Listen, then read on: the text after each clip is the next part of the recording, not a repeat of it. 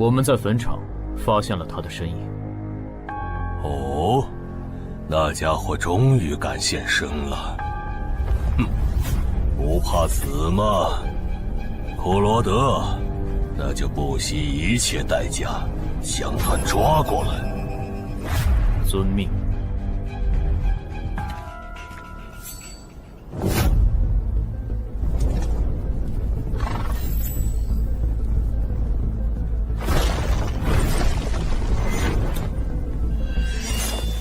是不是打败你，才会放过我？那看来是没谈拢啊！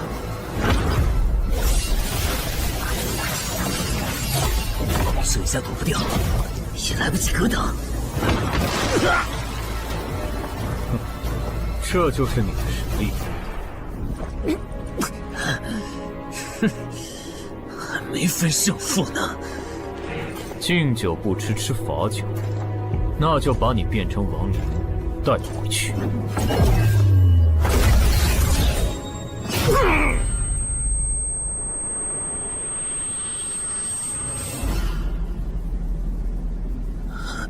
认输吧。做梦。还不灵。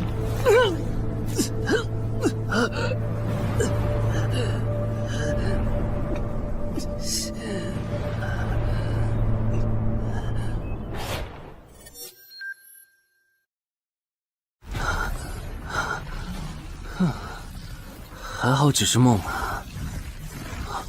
等等，啊！不是，这地下室入口，竟然真的上到我家里来了！2030年，世界各地相继出现地下城入口。在经历了一系列探索、争夺、开发和地下城失控所引发的骚乱后，各国政府确认了5件事：一、入口无法被破坏，但攻略地下城可以使其关闭。2. 如果未能在规定期限内攻陷地下城，那么该地下城入口将翻转，地下城内的怪物将涌入这边的世界。3. 误入地下城并存活的人类将成为冒险者，自此踏上超凡之路。4. 地下城内的怪物等级越高，攻略该地下城的收益越高。5. 最高等级的地下城 BOSS 连核弹亦无法完全消灭。过去10年，地下城入口逐渐被公众所接受，有关地下城和冒险者的情报也被允许逐步公开给公众。冒险者周刊报道显示，冒险者人员十分稀缺，但却人均千万富豪。这一消息令冒险者这一职业变得非常受欢迎。对普通人来说，冒险者就是一步登天的门票。所以你过去3年的冒险家生涯，为你赚取了超5亿的财富。当然，对于刚刚成为传说级冒险家的我来说，这只是个开始。但少有人知道，每一位高等级冒险者的背后，都有许多普通冒险者和无辜平民的牺牲。而我们的主人公陈海，恰好是知晓这一秘辛的少数人。你还真是给我出了个大难题啊！能让人一夜暴富的地下城，可对我来说也没啥用啊。毕竟我又不缺钱，而且我记得地下城的死亡率好像很高，搞不好我会死。要不把它上交给官方冒险者协会算了，说不定可以换点特别的好处。嘿嘿嘿嘿。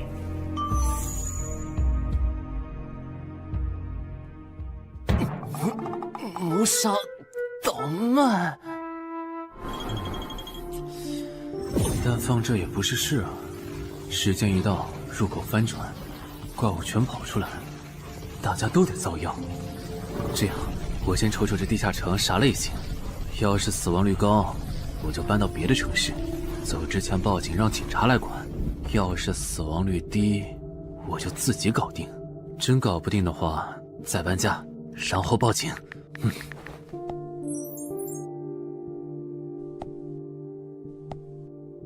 嘿，运气不错，是 Level 2的狩猎型入口。地下城入口的等级可以靠入口的规模判断。陈海家的入口太小，只能是入门级。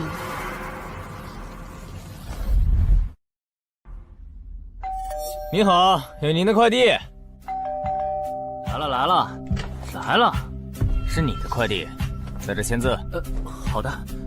说起来，小哥，你该不会是发现了野生的地下城入口吧？不然，为什么要网购锁子甲？完了，不会暴露了吧？我玩全甲格斗的，之前的防具换，打算换新的。怎么了？有问题吗？没问题，我就是随便问问。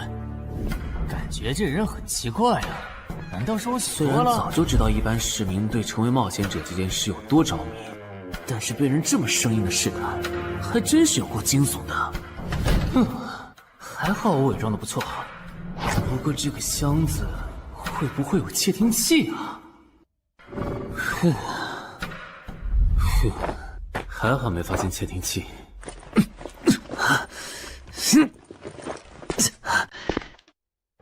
忍住，还有胸口也有一点点闷。怕眼镜在战斗中不方便，从而携带了隐形眼镜。没有防身武器，就在附近消防器材店随便买了把消防斧。啊，锁起来倒是不影响，还行。那么，出发吧。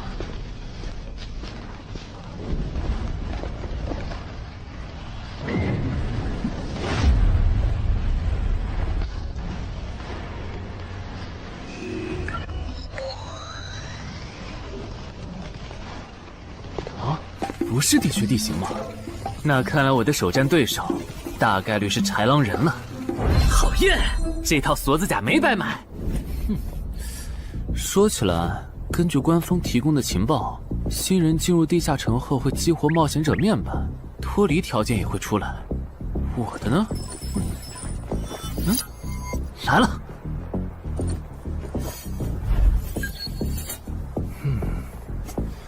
我记得普通人基础属性是10点，8点算弱，14点就很牛了。我不咋锻炼，力量和敏捷才9点，很正常。但智力有16点，真没想到啊！虽然智力和魅力是前期最没用的属性，但16点的智力，就算是协会或者财团内部也不多见吧？膨胀了，冷静，看一下地下城的脱离条件吧。脱离条件：杀死任意一只潮汐鱼人。通关条件是全灭一个潮汐鱼人小队。等一下，为什么是鱼人呢？我血场过敏啊！就不能给我安排点正常的对手吗？啊！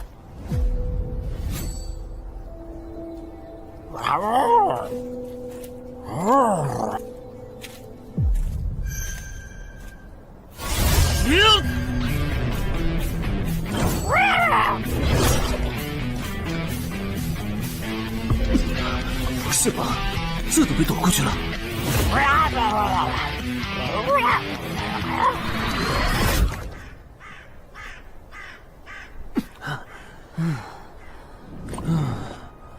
不是，这个地下城的难度标注是不是搞错了？一个落单鱼人就能把我打得差点翻车，如果遇到满编的鱼人小队，我岂不是要就地归西？啊，等级增加了。Level 2菜鸟，我的称号我与潮汐鱼人55开，这玩意儿侮辱人是不是？算了，今天就到这里。还是等我请个健身私教，把基础属性练上来了，再来挑战这个地下城吧。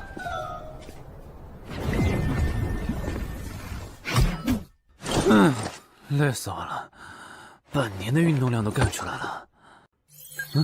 又咋了？哦，任务结算呢？我记得地下城的任务结算好像也能爆出奇物的。嘿嘿嘿，我的要求也不是很高，给我瓶加属性的秘药就行。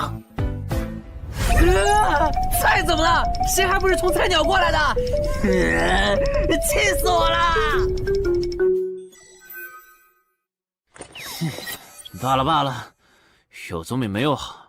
让我看看这个保温杯有啥功能。该物品每天可以凝聚500毫升纯净水，可升级。这垃圾东西谁要啊？气死我了！你好，我预约了安教练。哈，您就是陈海先生吧？安教练已经在 VIP 室等您了，请跟我来。好的。没想到东山这样的小地方，竟然也有专门为新人冒险者和冒险者候补提供塑身服务的健身教练。冒险者的6大基础属性中，力量、敏捷和体力是可以通过锻炼得到显著增长的。这一年的健身费也太贵了，都和我一本新书的版税差不多了。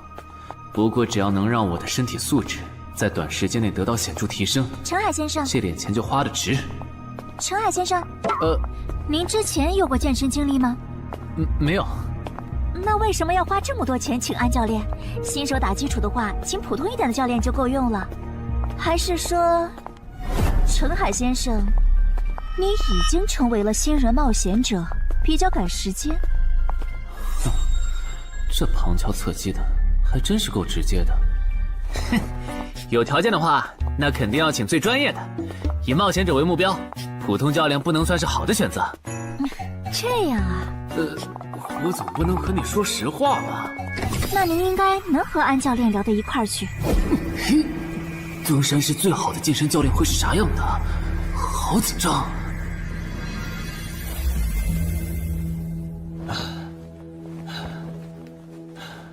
啊！和我预想的完全不一样，我还以为会是个肌肉兄弟，结果到头来，这不是个小白脸吗？课程这么贵，竟然也能预约得出去？开玩笑的吧？就是你想成为冒险者，跟我来吧。3、4。我撑不住了，教练。5。真的撑不住了。好，到这里吧。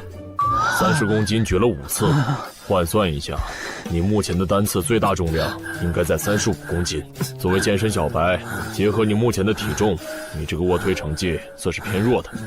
什么情况？虽然我知道我的身体能力低于平均线，但是这也太弱了吧？正常老哥们不都是人均50公斤起步的吗？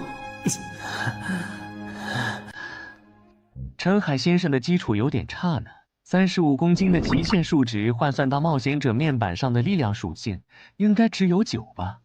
普通人的力量、体能和敏捷数值是相对平均的，不会偏差太多。他现在这个状况，要在1个月的时间里变成冒险者，几乎不可能。那一般要多久？这个看你，如果天天练的话，差不多1个季度就能达到3个11了。这个11是你成为冒险者后面板上给出的约束，换算下来的话，就是比普通人略强。明白了。所以办卡吗？那就先办一个季卡吧。我去哪儿交钱？让给我就可以了。好耶，以后撸铁不孤单了。认识一下，我叫徐茂，是健身馆的签约冒险者，以后多多关照。我叫陈海，畅销书作家，您也多关照。说起来，一般只有家境很好或者跟协会签了长期合约的冒险者，才会找安教练这样的专业教练。因为我不缺钱呀，我写畅销书赚的钱，在东山又花不完。既然以冒险者为目标，那肯定就要找最好的教练，打最牢固的基础。原来如此，我还以为你发现了野生的地下城入口，并且已经成为冒险者了呢。作为前辈，我得教你一些冒险者之间才流通的基础常识，免得你以后被人坑了。冒险者首次下地下城时，表现好能得个称号，带不带都行。要是带了会有加成，但也会被其他冒险者盯着。有些专找低等级地下城入口的猎人，就爱顶着称号在可疑的人边上晃悠。要是被怀疑的人被称号吸引，表现不自然，那猎人就知道这人是冒险者，接着只要跟着他，就能找到野生地下城入口。啊，这样吗？真是学到了。没啥反应，看来他真不是冒险者，就是个有点钱想当冒险者的弱鸡作家，那就没价值了。幸亏我先和抄袭任务5开这个称号太丢人了，没装上，不然今天肯定暴露了。安哥那边应该已经快拟完你的健身合同了，咱们过去吧。好的。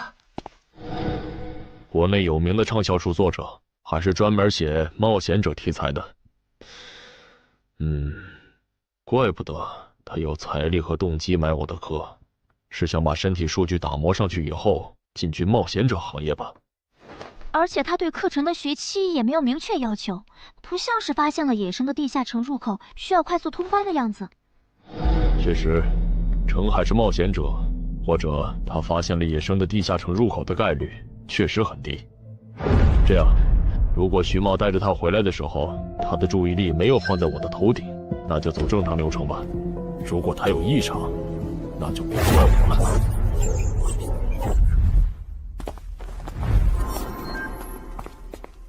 合同拟好了，你看完如果觉得没问题就签吧。好的。喂，不是吧？连健身馆的3A 级教练也……这边。那小子刚才看我的时候表情正常，视线也没停留在我头顶的称号上，看上去不像是刚发现地下城入口的小白。徐茂，你没做多余的事吧？怎么会呢？我可是健身馆的签约冒险者。那就没有持续关注的必要了。签好了。这份是您的，请收好。等下安教练会带您做体能测试。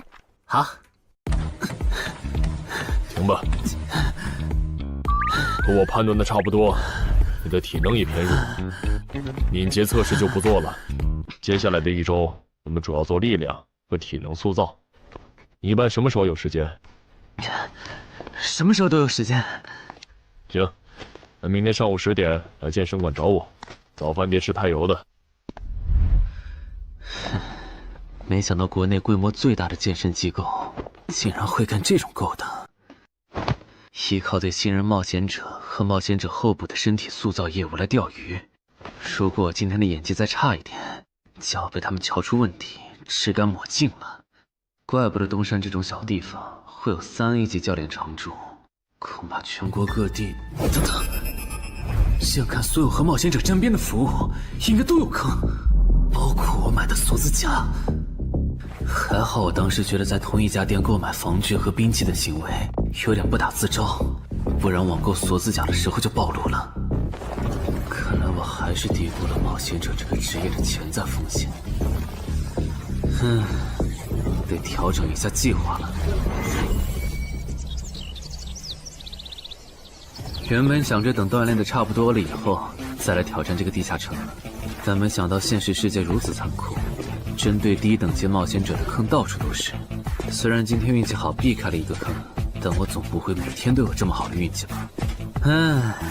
只能冒险来地下城提升冒险者等级了。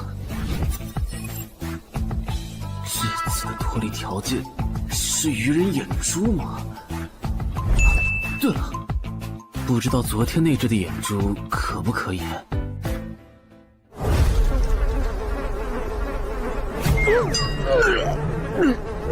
早都被啃光了呀！看来这附近有类似野狗的生物。不过好在眼珠还在。好耶！今天可以不用战斗了，等下只要记录一下这地下城的地形。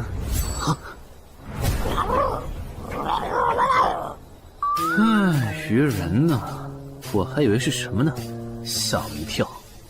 只是一只落单鱼人的话，我根本……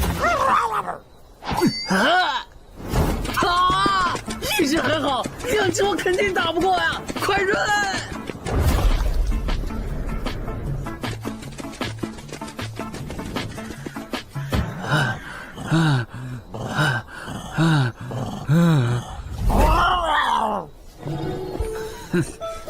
你都死到临头了，还这么嚣张，没发现吗？你和你的同伴跑散了。哼哼，现在换我来进攻了。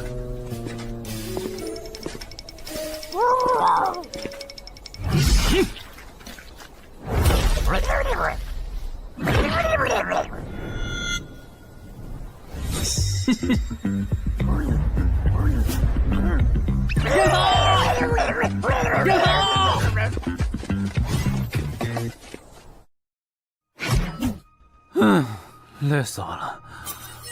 不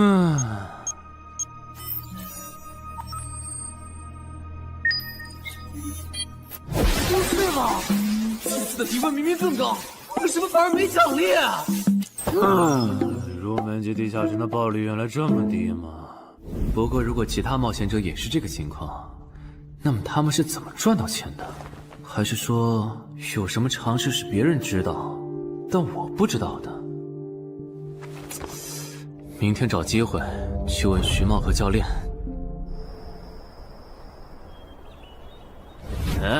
徐茂和安教练还没有来吗？徐茂去隔壁室了，大概要过几天才会回来。安教练今天临时有事，得中午才能来。好吧，那我先去 VIP 室做体能训练。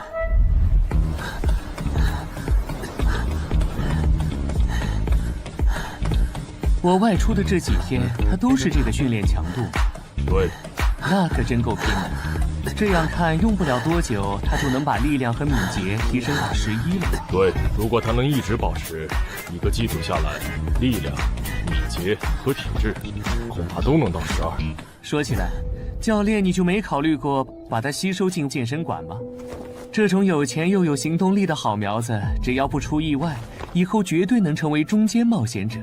你回来之前我就问过了，但被他拒绝了。他想通过黑市的路子成为冒险者，然后当独狼。陈海，你这也太拼了，练这么猛很容易受伤的。还是说你打算今年就成为冒险者？能尽早成为冒险者，肯定要尽早。拖久了，以我的财力恐怕就上不了车了。毕竟时间越往后，冒险者名额的价格也就越贵。倒也是啊。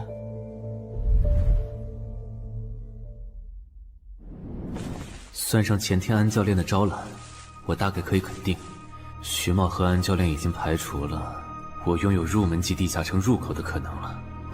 接下来可以找一个合适的时机。发什么呆呢？在想事情？没，可能是太累了，有点走神。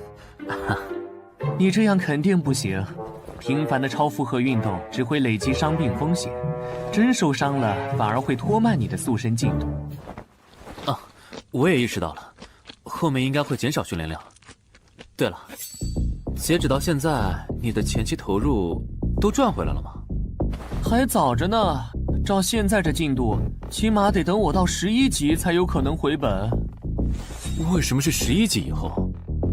因为1到5级的冒险者挺好混的，有老手带着，完成任务就能撤退，死亡率极低，没想法的就可以这么混等级。而6到10级后，任务变难了，怪物的情报就值钱了。上阶段的混子在这阶段就去收集情报，死亡率虽然变高了，但还能接着混。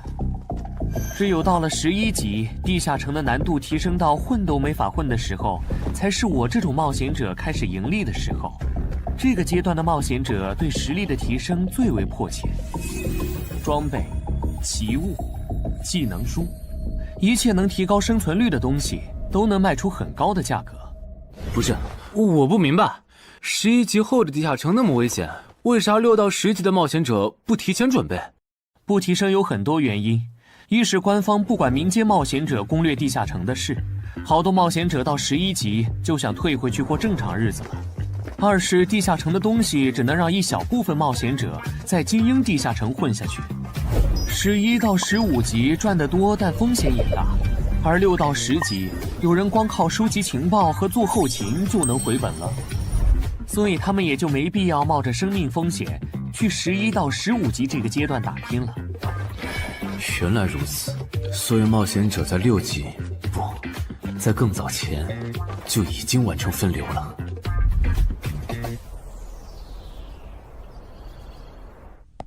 哼，真是学到了，怪不得我在论坛上很少找到有用的情报和攻略，原来有很多人靠卖靠谱攻略和情报赚钱。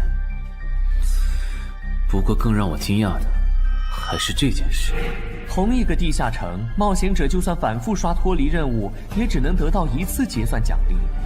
这样看，这个地下城入口能为我带来的价值，就只有通关奖励，以及将误入其中的普通人转化为冒险者这2点了。考虑到我本身并不缺钱，我还是尽量单刷这个地下城，然后再考虑要不要继续当冒险者了。先用徐猫教我的方法，前期以收集情报为主，有10足把握了，再考虑通关的事。脱离条件找到湖？啊，这次的脱离任务竟然不需要战斗，还好买了一架无人机做辅助，不然纯靠人力搜索找湖肯定是个大工程。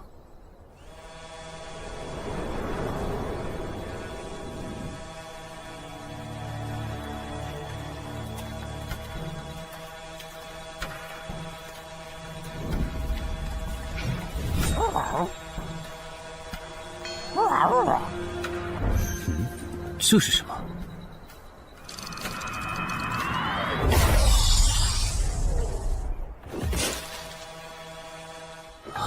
刚才那个应该是鱼人吧？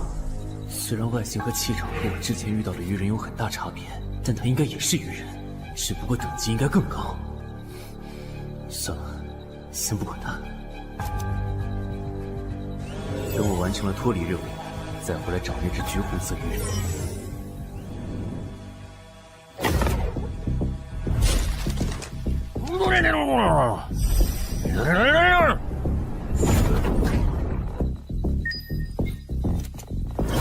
找到了！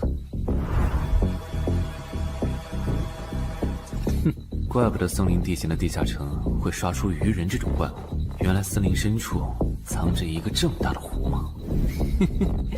这样的话，脱离任务就算完成了，不用和鱼人接触可真好啊！接下来，是那只橘红色的特殊鱼人。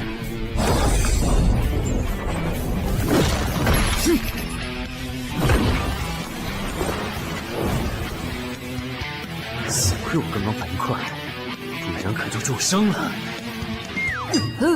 不过我新买的无人机的遥控器，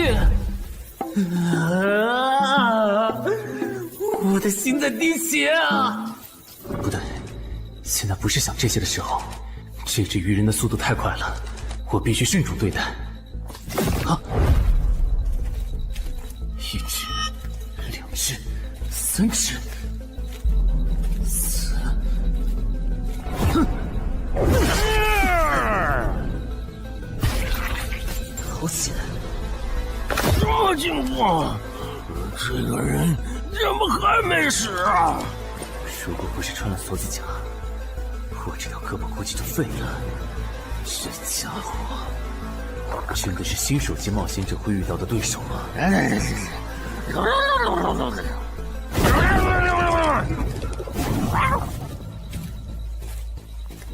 如果只是和这只橘红色鱼人单挑也就算了，关键我还得抽出一部分精力来处理身后这几只杂兵。不管怎么看，这个地下城的难度绝对超纲了呀！要不逃吧？脱离通关任务重置了。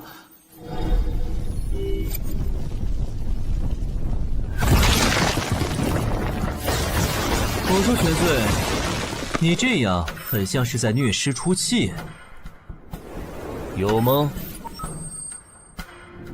归根结底，还不是这只哥布林太弱了，扛不下我的拳头。能扛住才怪呢！明明只是 Level 5，却有着不下于 Level 9冒险者的综合实力。你这样的怪物，在入门级地下城里，怎么可能会遇到对手嘛？有的哦。如果我能遇到传说中的 bug， 那就能在低等级地下城里遇到下一阶段才能遇到的强力怪物。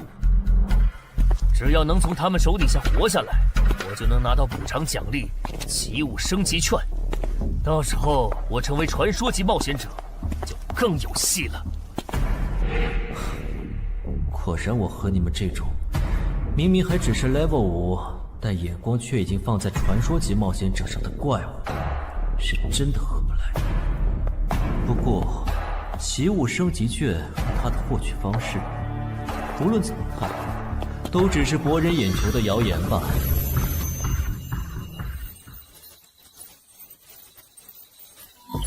在高战力异常鱼人个体的追杀下活过3分钟，任务完成后将得到额外补偿，奇物升级券。不是吧？我都准备逃命了，你给我整这个，要玩死我吗？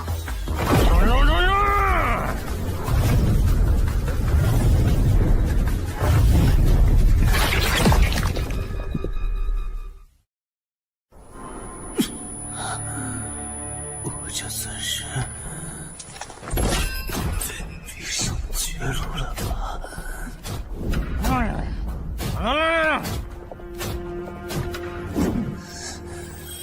早知道当初就不该成为冒险者，好好当个畅销书作家不好吗？虽然嘴上这么说，但我其实很清楚，这些年因为写冒险小说的缘故，我一直对地下城有向往，向往自己成为冒险者，体验那紧张而刺激的冒险者生涯。是的，虽然我怕死，人怂又不能打，但我的冒险人生绝不该止步于此。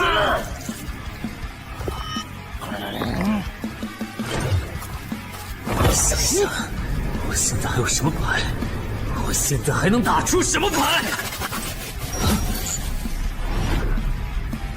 使用称号，我与潮汐鱼人5开。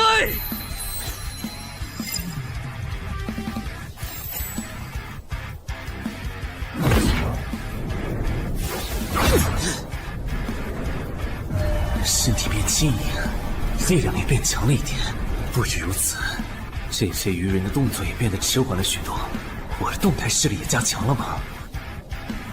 能行，现在的我能行。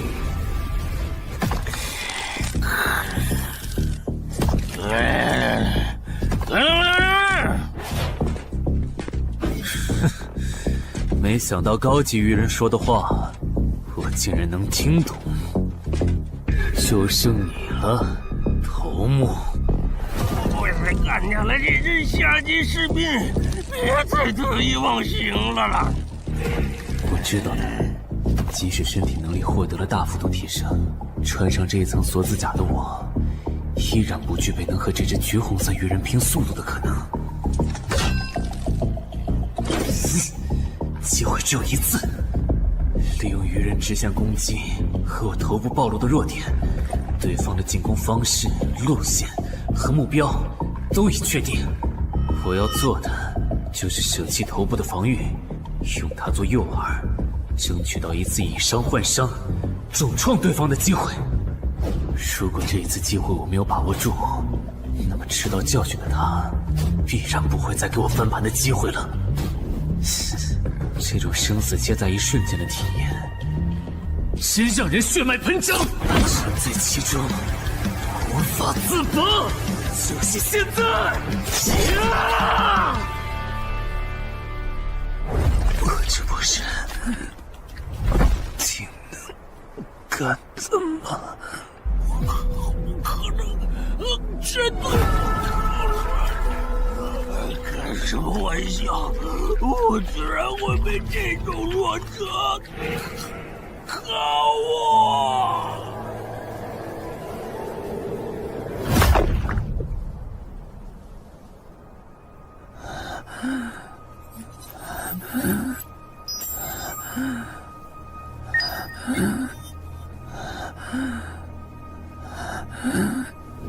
这下总不能还判定我是菜鸟了吧？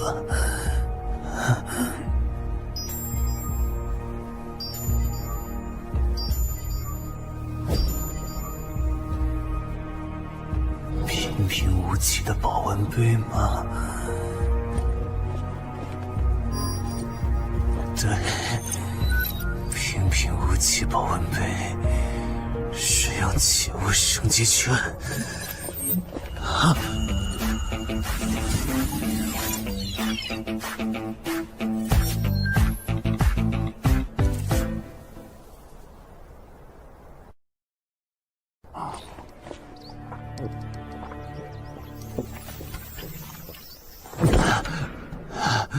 活过来了。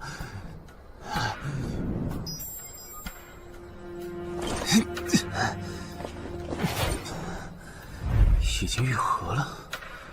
冒险者面板，冒险者等级竟然提升了，不过还是菜鸟。感知也提升了一点，还获得了一个新称号——至死地而后生。哼，倒是个意外之喜。再看一下通关任务重置后变成什么了。挑战等级上升了，脱离任务刚刚也完成了。不过这通关任务捣毁潮汐鱼人的孵化池吗？算了，这个通关任务明显不是现在的我能处理的。溜了溜了。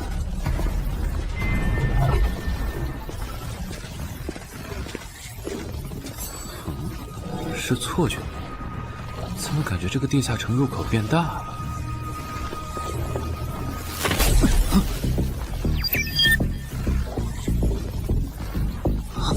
等级不足，这个地下城升级了。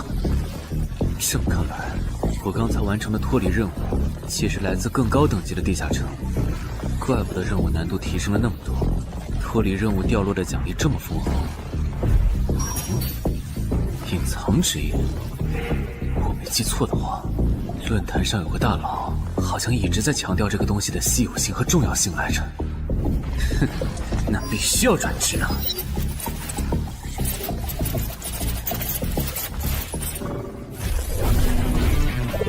啊，什么情况？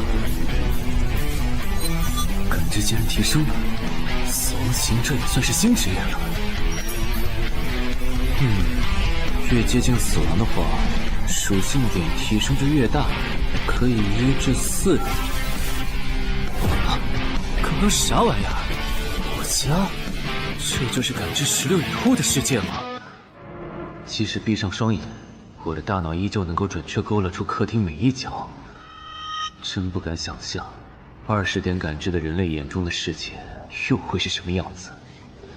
说起来，我与潮汐鱼人555开这个称号的效果，刚刚在地下城已经体验过了。这个至死地而后生的称号，效果又会是什么呢？被逼入绝境以后，就能得到力量、敏捷、感知，每个加4点的加成。这个称号的触发条件和死亡行者的触发条件差不多哎。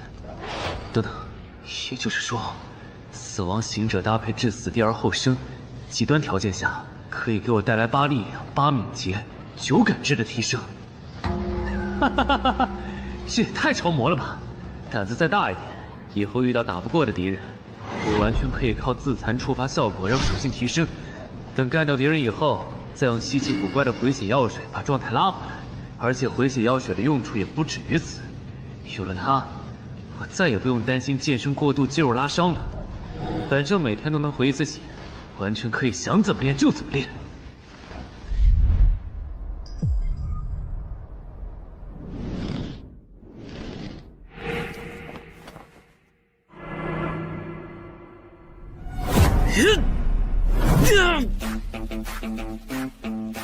真惊人！谁能想到，不久前还只是个健身小白的他，只用了不到2个月，就达到了正常人要用1年才能取得的成果。就他那训练量，换别人来早就去 ICU 报道了。但他一通瞎练下来，还能活蹦乱跳，这说明他体质很牛啊，至少有16，甚至都有可能17或者18了。安教练，你这次是看走了眼呐。陈海还在练呢。啊，恭喜啊！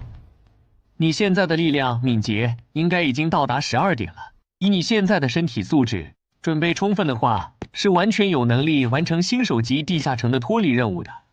真的不考虑加入健身馆，成为这边的签约冒险者吗？我可不想当一个会被合约束缚的冒险者啊。那真是太可惜了，我还以为能和你成为同事，以后一起攻略地下城呢。不是同事，也能一起攻略地下城。对了，我打算从散人手里购买冒险者名额，这方面你有什么忠告吗？忠告吗？不是同事，也能一起攻略地下城啊。对了，我打算从散人手里购买冒险者名额，这方面你有什么忠告吗？忠告嘛，那我推荐你去找散人联合。散人联合？我没记错的话，他们好像是国内最大的散人集团吧？对，如果你想走黑市的路子购买冒险者名额，那么我只推荐你选择由散人联合提供担保，或者他们自营的低等级地下城入口。为什么？我感觉找独狼冒险者明显更好啊，省钱又省力。因为涉及到冒险者名额买卖，无论买方还是卖方，其实都存在巨大的交易风险。卖家怕遇到伪装成萌新的入口猎人，买家怕交了钱对方不办事。但有散人联合的介入就不一样了，虽然他们的佣金很高，但是作为冒险者资格、地下城相关产出生意的龙头，他们为买卖双方提供的契约书还是很值得信赖的。原来如此。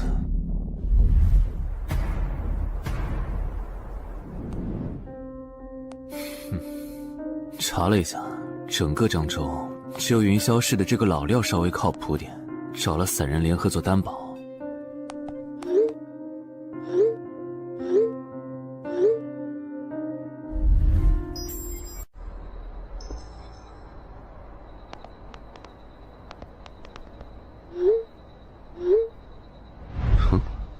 这边，云霄老司机，没错，你就是爱写作的东山市民吧？你好，就差你了，快跟我来。签完契约书以后，我好带你们去地下城。好了，契约的内容分3项：一，交易完成前尾款钱我方承担；二，双方都不能做出违反安全协议的行为；三，不能向任何人暴露此地下城入口的具体位置。诸位对契约内容有疑问吗？没有。没有。没有。那么，契约成立。手臂在发光哎！哟，好神奇啊！好了，我的工作完成了，希望以后还有机会为诸位服务。等下大家再跟我走一段路，我带你们去地下城入口。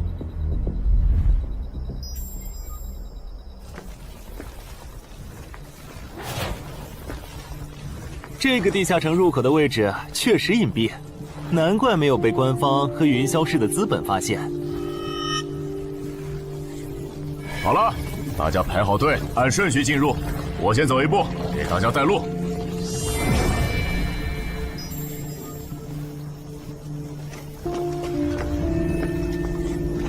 这批新人怎么样？哦，太酷了！我也是冒险者了，真好。还行，没有看起来像刺头的。那就好，等会儿记得我们之前说的。卖家原来有2位吗？好了，大伙儿看向我这里，学着我的样子对空气喊：“冒险者面板！”冒险者面板。大家可以在冒险者面板的个人信息栏查看到自己的基础属性，往下滑动，可以在任务栏查询任务。不是吧？我的基础属性原来这么低的吗？冒险者面板上的内容只有冒险者本人才能看到，所以不用担心个人信息暴露的问题哈。麻烦大家把你们的脱离任务报一下，我这边做一个整理。任务？妖，这个物种论坛的入门级地下城怪物图鉴里好像没有，这个地下城有问题。这个地下城该不会和我家里的那个一样，存在某种致命的设定吧？基于幸存者偏差，如果一个入门级地下城的怪物没有被收录进论坛的新手常见怪物图鉴，那只有2种可能：要么它确实很罕见，要么就是遇到它的冒险者基本都死在地下城里了。警告！警告！此人违反了安全条例，未说出正确的脱离任务。那个眼镜男说谎了？不是吧？这才哪儿到哪儿啊？就有人触发安全条例了？你听我解释，肯定是他出 bug 了。契约式的契约当然不是绝对的，但对你这样的菜鸟来说，它是不会出问题的。你的脱离任务绝对不是采集高价值草药，你骗了我们。他刚进冒险者圈子，不懂规矩，做错事也情有可原。您大人有大量，再给次机会吧，是不是啊？对，再给我次机会吧。下不为例。大家再说一遍自己的脱离任务哈，这次别搞错了。我的任务是找到湖中女妖。我是聆听女妖之声。我的是凝视女妖10秒。我的也是找到女妖。接下来我会带大家去女妖出没的林中湖泊，大家跟紧一点，别掉队哈。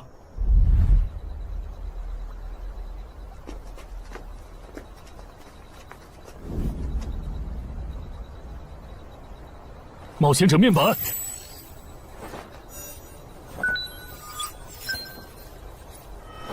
他在干嘛？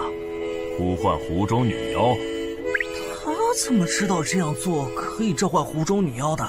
这就涉及到商业机密了。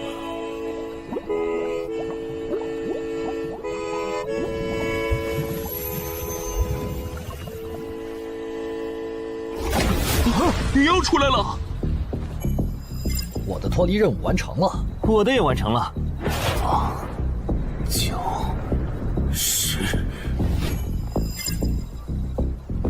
大家把耳塞戴一下，女妖马上就要唱歌了。不戴的话会怎么样？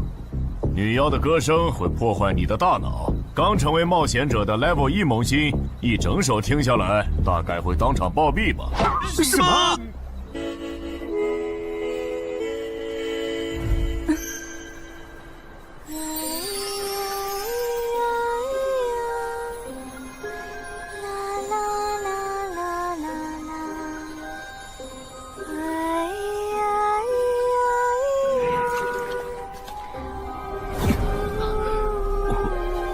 醒了，就听了这一小会儿嘛。还好我戴了耳塞，歌声听得不真切，不然恐怕已经死掉了。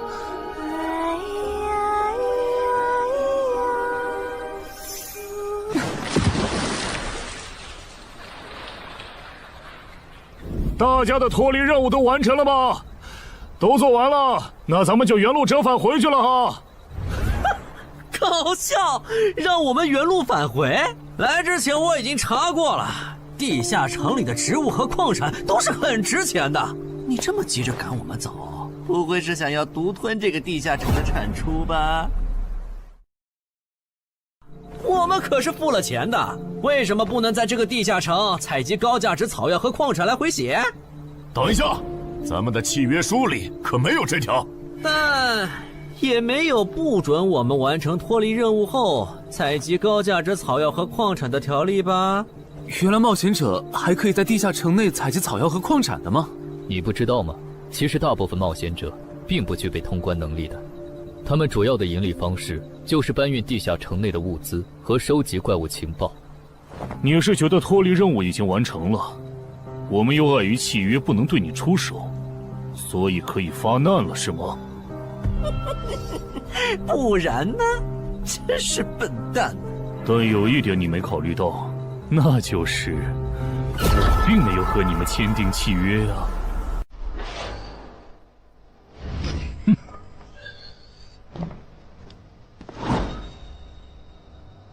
你们两个什么意思？没什么，单纯看不惯而已。我觉得这位朋友的理由其实挺合理的，只是一些药草和矿产，没必要那么计较吧。但是基于契约文书第1条的话，如果有人死亡，我们就拿不到尾款。你可以保护我们，作为回报，我们可以将采集到的一部分物资分给你。不好意思，我们并不想冒这个风险。真的只是因为不想冒这个风险吗？难道不是因为这个地下城藏着别的秘密，你们怕我们发现它吗？我明白了，你不是新人冒险者，你是奔着通关任务来的。老六，你应该能感受到吧？咱们之间谁更强？可恶！地下城让给他们，我们走。啥？你等等我呀！他们为什么就这样走了？这不很明显吗？这2位帮我们说话的朋友，其实是比那2个人更强的冒险者呀。过奖，其实强的不是我，是我的这位朋友。等等，不太对，3人联合的契约师不会蠢到让假装萌新的冒险者轻松找到契约书漏洞，这不符合逻辑。大家可以自行选择，接下来是单独行动，还是跟我们一起行动？单独行动的话，你们的收益可以独享；如果跟随我们一起行动的话，通关奖励我们要1半。1半？这么多？这叫多？你没仔细听吗？是通关奖励的1半。这2位资深冒险者的目标是通关。新人冒险者的通关率一般只有10%，甚至更少。就算分出去1半，我们也领先了90%的新人冒险者。大叔，你别得了便宜还叫委屈啊！所以这其实是好事。对新人来说，第1次通关时间是重要分水岭。新人冒险者越早拿到通关奖励，未来的冒险者之路就会越顺畅。那就是说，就算我只拿到1半的通关奖励，也会比绝大多数同等级的冒险者要强吗？如果你没有浪费这些开局资源的话，确实是你要强一点儿。请让我也加入你们，也包括我。我也要。那帮没良心的，签契约书前都说好了，只涉及脱离任务，其他不包的。任务一完成，他们就变脸了。差不多得了，都走了这么远，他们不可能再跟着了。你不用演了。哦。嘿嘿，不过你这次演技提高了不少嘛。刚才我一度以为你打不过那个顶着战斗专家称号的冒险者来着。我确实打不过他。啊？不过他也很忌惮我就是了，要不然不会用劝退的方式赶我走。原来如此。那你觉得他们能通关吗？可能性太低。个人判断，这批冒险者里，最多只有1到2个幸运儿能活着走出这个地下城。什么嘛，这不就和之前的几次一样了吗？真没意思。哇，酷哎！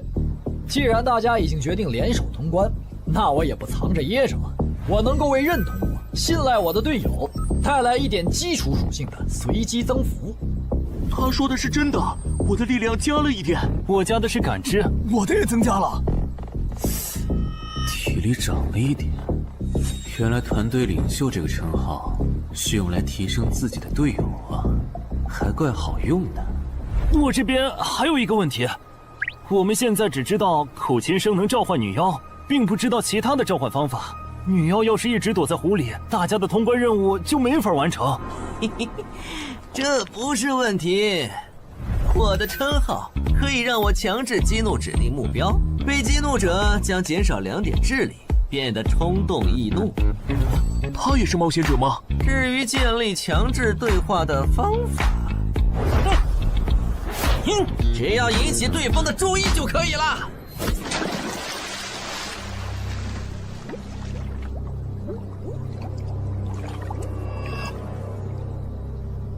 蠢货，你过来呀！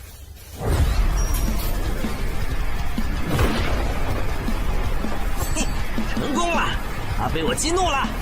剩下的交给我吧。大家散开，让战斗专家来先是女妖，其他人换上比赛，在外围找机会。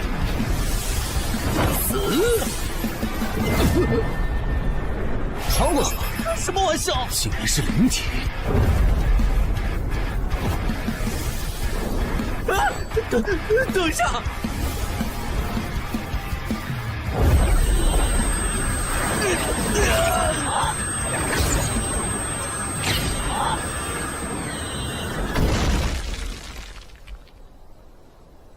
还好有2-3，只是鼻子出血。不是吧？这个女妖原来是个妖魂。娘，有把握吗？有，但是会比较费时间。上一个地下城刷出来的僧侣之拳应该会有效，但熟练度还没上去，打起来会很慢。慢就慢了，这只女妖应该没有其他攻击手段，对我们的威胁很小。我有预感，这个地下城的通关奖励会非常丰厚。哼，愚蠢的选择。等等，你先别走。不是吧？10万个人里都不一定能出一个的感知16点的人，竟然让我……你为什么觉得他们的选择是有问题的？使用称号，他们当我不存在，真晦气。喂，你搁这对空气自言自语什么呢？不是，我刚才……不是没人吗？幻觉吗？有东西过来了！什么东西？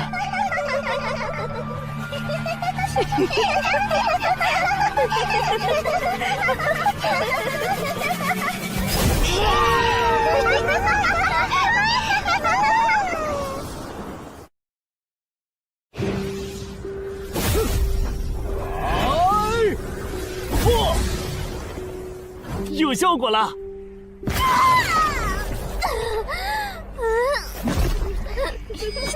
什么声音？我们搞错了，这个地下城不止一个女妖，那2个卖家没安好心。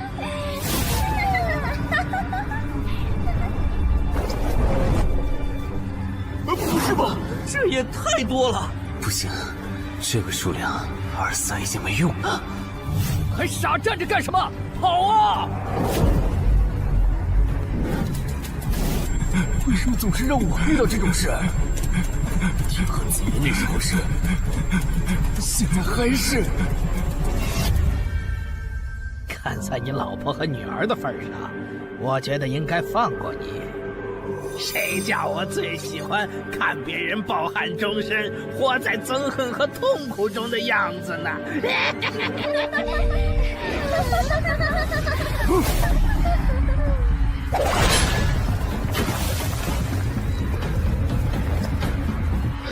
你们以为我是谁？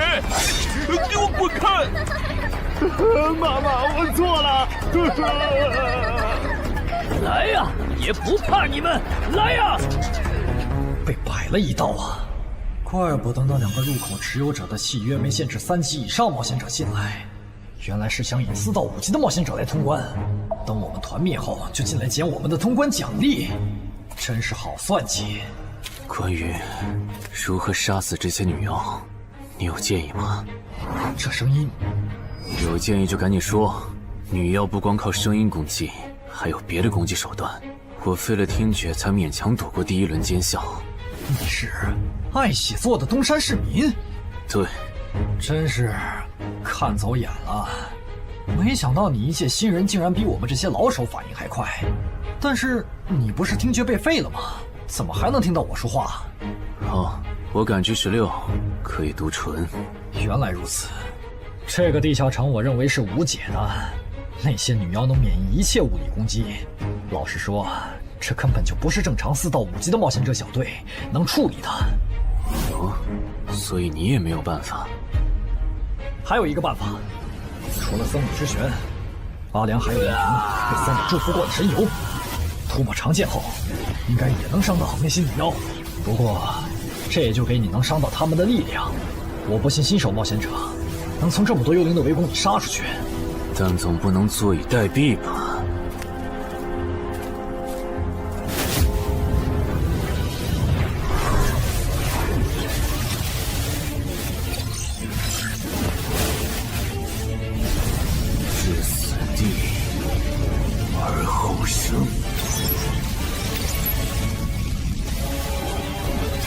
能听到吗？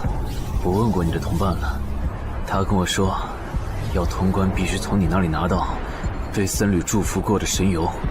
通关吗？能帮我拿一下吗？不好意思，我眼睛瞎了，恐怕没办法操纵冒险者面板取出你要的东西。这样吗？不过，我还有一个办法可以让你得到它。什么办法？你干什么？就是以死后掉落的形式让你获取。其实我也不是非要那罐油杀人夺宝不可。20点的敏捷足够我甩开女妖逃出地下城了。我就是想试试能不能通关。虽然无论怎样，你都不可能活下来。哇，真的很吵啊！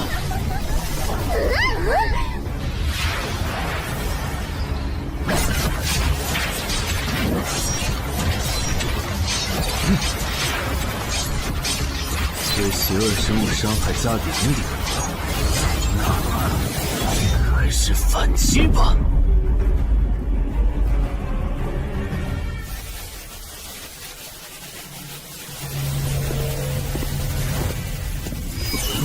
好像有人从里面走出来了。哪有人啊？你看错了吧？不是，我真感觉到了。果然，他们那不能攻略的地下城设陷阱，引同等级冒险者来做通关任务，把人坑死在里面，接着捡掉落的东西，或者等冒险者重伤出来就杀人夺宝。雇主的儿子应该就是这么被害死的。食府秃鹫是指利用高难度地下城坑杀同等级冒险者，然后拾取对方掉落的堕落冒险者。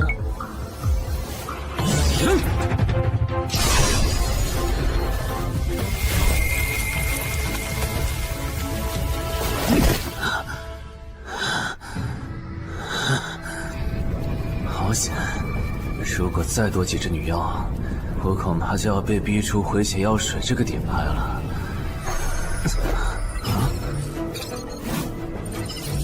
您的绝妙操作取悦了路过的死亡主宰，得到其恩赐，亡灵亦不能杀死我。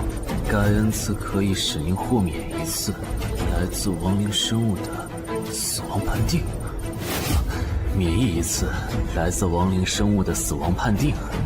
好霸道的额外奖励！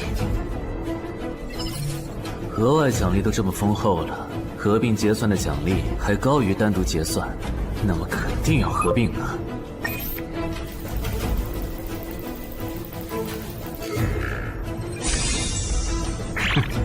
果然，除了稀有级奇物和新称号以外，还给我报了2个专属技能。这个地下城的奖励太丰厚了，难怪它的难度如此超标。爱写作的东山市民，你还活着吗？怎么没声音了？哼，差点把他给忘了。你现在感觉如何？能站起来吗？有点难。那只能扶着你了。其他人是不是都死了？胖子、四眼、大叔，还有你的2位同伴，都死了。你应该不是第一次进入地下城吧？哼，我还以为你不会主动说破呢。如果我说我能保守秘密，并将我得到的奖励作为酬劳全部送给你，你能不能不灭我的口？但你死了，同样可以保守秘密。那你就得不到我的通关结算了。而且，云霄老司机和他的同伴肯定在地下城入口附近蹲幸存者，我可以帮你吸引他们的注意力。相信我，让我活着走出地下城，对你来说是最有利的选择。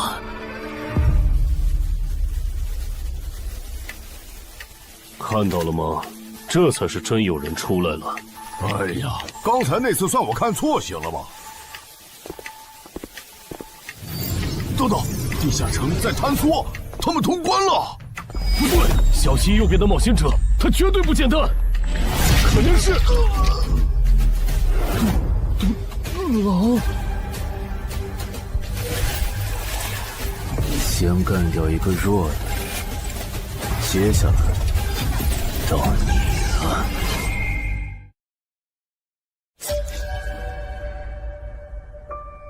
铜山市民，你好大的胆子！不是吧，不是吧？不会真有人觉得自己坑完人不会被报复吧？呵呵，这么霸道的吗？闭嘴！哎呀，我好怕呀！你这家伙，找死！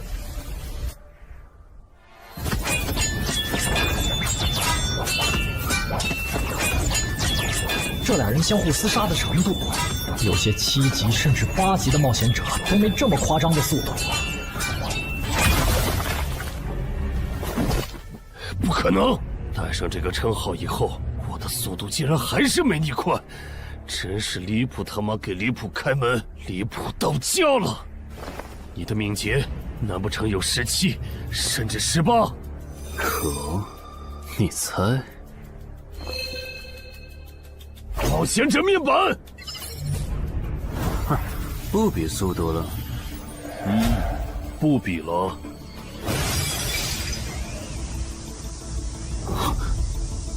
这本来是为那个战斗专家准备的，不过给你也没差了。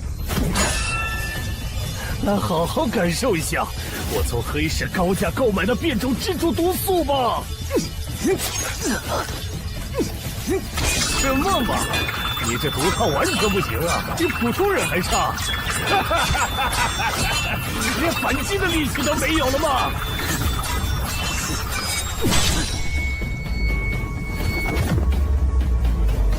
太慢了，太慢了！你这样是伤不到我的。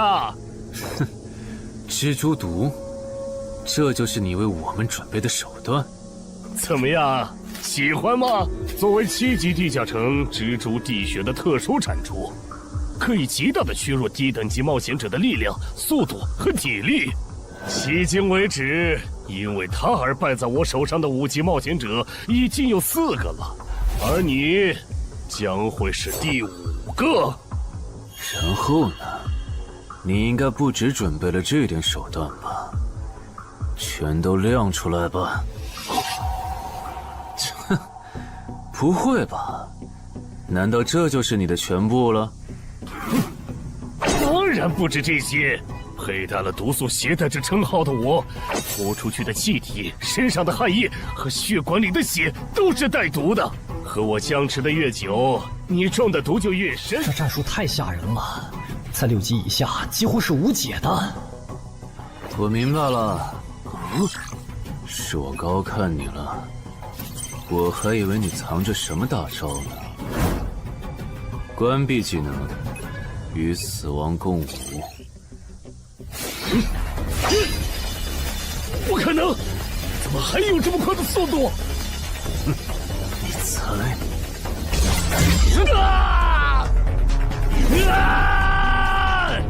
别太得意了！太慢了，太慢了！你这样可是伤不到我的。不可能，绝对不可能！你明明只是个独狼，怎么可能比杀了大量5级冒险者的我还强？没什么不可能的，在舒适区里泡着的你，永远也看不到与死亡同行之人所看到的风景。但是，溺死的往往都是会水的。散人只有劣势更弱小的散人，才能积攒出大量的财力和武力。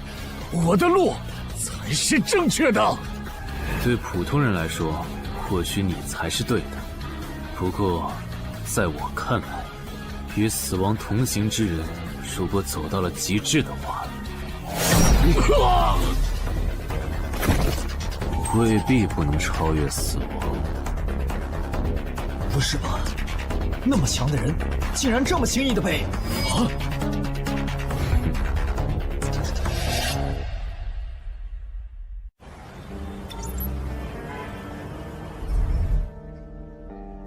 你这运气也太差了吧！啊，徐茂，你怎么来了？来看你啊！第一次进地下城就遇到了能免疫物理攻击的怪物，好不容易通了关，还被石斧秃鹫堵门。不过也多亏了这次经历，让我得到了置死地而后生这个称号。也是，还算幸运。那些传说级冒险者，哪个没在5级以前越级挑战过对手呢？对了，个人建议不要让别人知道你的主要称号，情报泄露是很致命的。冒险者要防的不只是地下城的怪物。原来如此，学到了。虽然女妖之森的入口持有者，官方说是被另一个幸存者杀了，但我查过，那人主要称号侧重团体战斗，单人作战能力没强到能杀掉2个石斧秃鹫，所以，怎么了？我脸上有什么东西吗？没什么，我只是突然想起来，高教练月底就要回东山了。你这边养好伤以后，记得回健身馆报道。关于你的塑身计划，要进入第2阶段了。好的。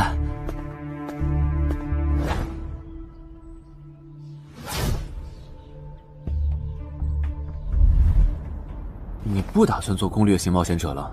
没错，这次地下城经历让我明白，我没当传说级冒险者的本事。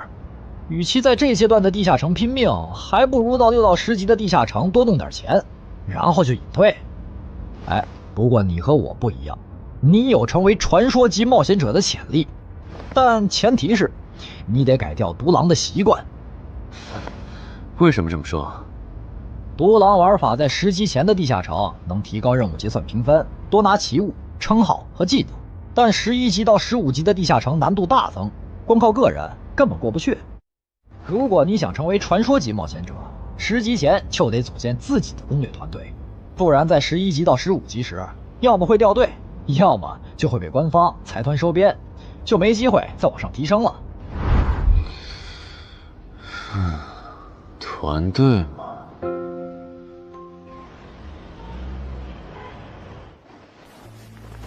害死我儿子的秃鹫们已经死了，杀死他们的人就在这2名幸存者之间。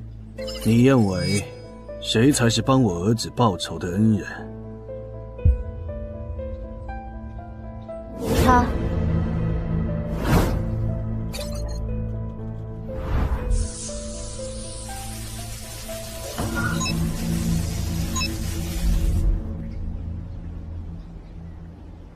陈海，你就是女妖之森的通关者陈海吧？我们对你在女妖之森得到的通关掉落很感兴趣，你开个价吧。不卖。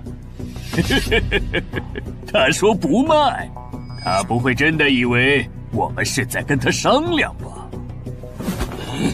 那我换种说法，把你在女妖之森得到的东西交出来，立刻马上，不然有你好看。你们在干什么？不许骚扰我们医院的病人，走开！烦人的家伙来了，哥，我们走。哼，真晦气。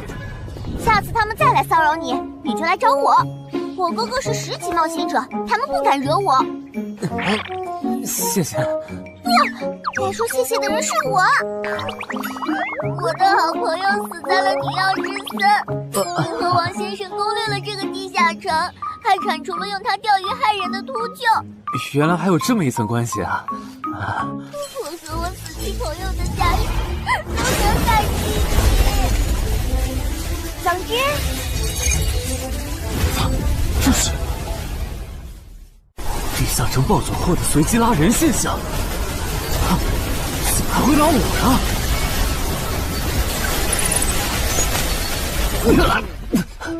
突！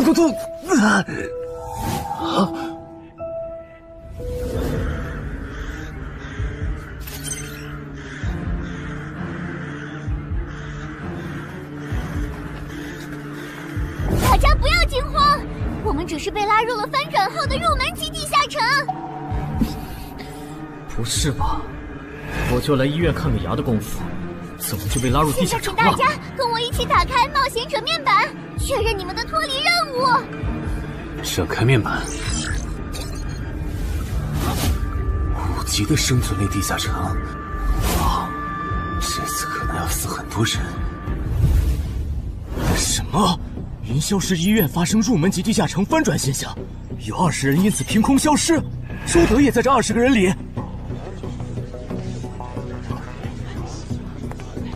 情况如何？失踪人员名单已经整理出来了。被卷入地下城的一般民众有17人，冒险者3人。我们还找到了失控的地下城入口。不过什么？你的脱离任务和通关任务是什么？消灭10具骷髅士兵，存活1小时。你的呢？我的也是。那看来大家都一样。老弟，咱们的脱离任务难度和他们的不一样啊。还有那个叫陈海的小子也被拉进了这个地下城。正常，生存类地下城的脱离任务是根据挑战者实力的强弱划分的。至于那个叫陈海的，等咱们做完了脱离任务再去找他。那个，大家听我说，这个地下城非常危险，请大家捡起地上的兵器，3到5个人为一组，凑齐脱离条件以后，尽快离开吧。完成脱离任务以后赶紧离开，你算老几啊？在这指挥本大爷？说不定是人家想把咱们忽悠走了以后，独吞地下城的宝藏呢。不是，这个地下城真的很危险。是他蠢货脑子有坑吧？对地下城的危险没有认知也就算了，还在这带节奏。这位先生是非常强大的冒险者，他前几天刚通关了一个难度非常高的地下城，还和同伴联手除掉了10府秃鹫。真的假的？就是锦城家园那栋烂尾楼，听说害死了好几10人。哦，想起来了，请大家相信他的判断。这个护士干嘛一直夸我呀？好烦呐！不过好在效果还行，能引起这些新手的重视就好。等一下，如果这个地下城真的那么危险，那你觉得就凭我们这些普通人，真的有能力完成脱离任务吗？先不说消灭骷髅士兵有多难，就按你说的，3到5人一组去猎杀骷髅士兵，最后肯定是青壮年组队，老弱被抛下。请问，你考虑过被剩下的人的死活吗？有道理。分开行动的话，骷髅士兵听起来就很难对付。就是，那就死定了。很多人就是因为单走，才被地下城里的怪物杀死的。姐夫说的没错，被拉入地下城后，一定要拉拢人心，来拿到话语权，再利用话语权来强迫冒险者当我的保姆。能通关高难度的入门级地下城又如何？当你开始在意这些渔民死活的时候，你就注定得当我的保姆了。你们能信任我吗？那跟我走吧，我带你们去完成脱离任务。好的。谁允许你们走的？作为在场唯一一个有地下城攻略经验的冒险者，你难道不应该留下来保护我们吗？对呀，能力越大，责任越大。我看他就应该帮我们把脱离任务给做了。对，送佛送到西嘛。第一，我不是官方冒险者，我没有义务来保护你们的安全。第二，不要对我道德绑架，不然我真的不介意走之前打断你的腿，把你留在这里自生自灭。这人怎么这样啊？保护老弱不是最基本的道德吗？活该他不是官方冒险者，看来道德品质不过关。你们干嘛去？我觉得那个人说的很对，既然通关任务是存活1小时，那肯定是越往后越危险。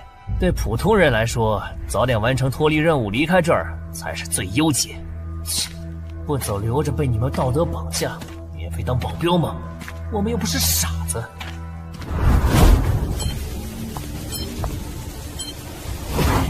怎么是他？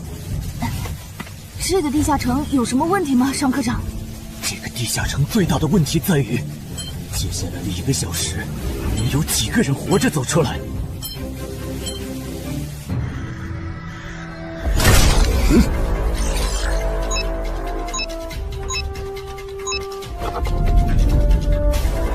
你们就学我刚才做的，用剑去砍那些骷髅士兵的颈椎。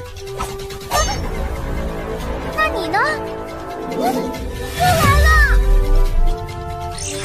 我嘛，就用我的老火剑和他们练练。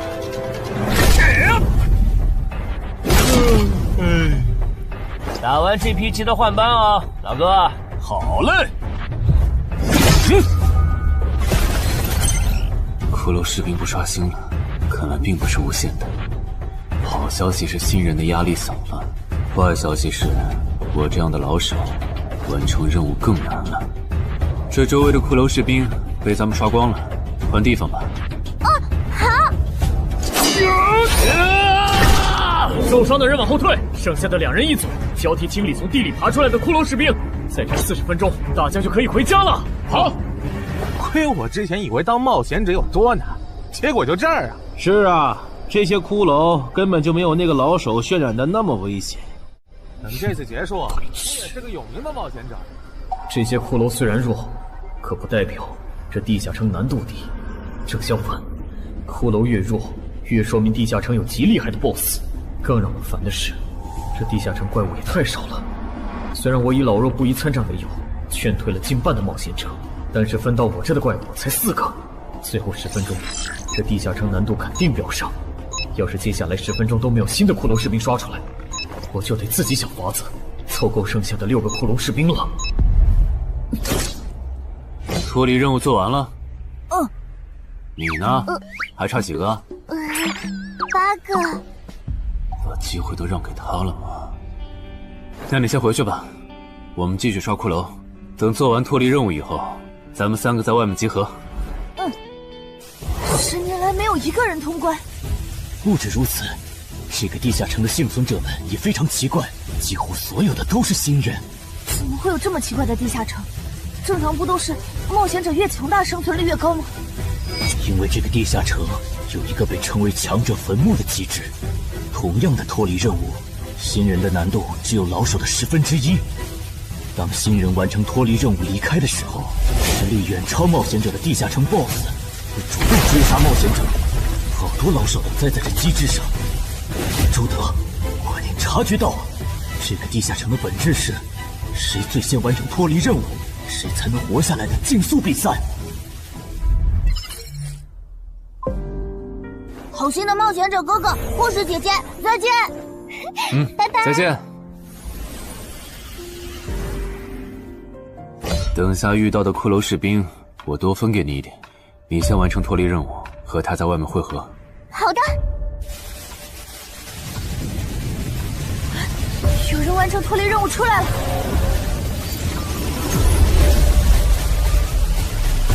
怎么是小孩子？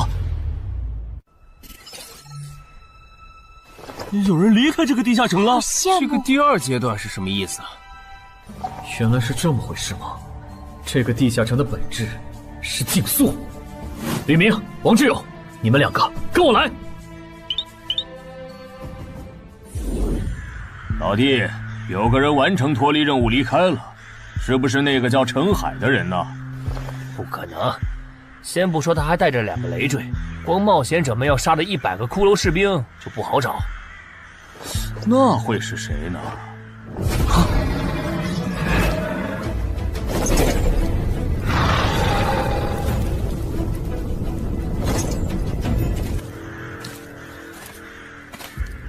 叫我们跟着他出来，都走这么远了，也不解释一下。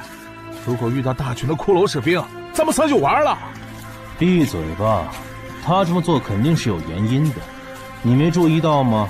他是看到任务栏变更以后才叫我们出来的，恐怕他比我们更清楚这个地下城发生了什么。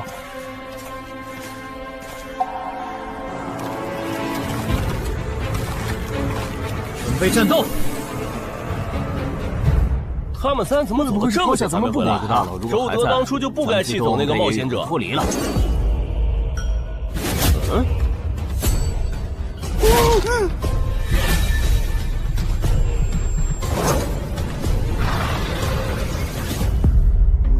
周德、吕明，你们2个王八蛋，竟然拿我当挡箭牌，用完就丢！你们这2个小人！你还差几个？3个。那快了，我们再找些小股的骷髅士兵杀，应该能赶上。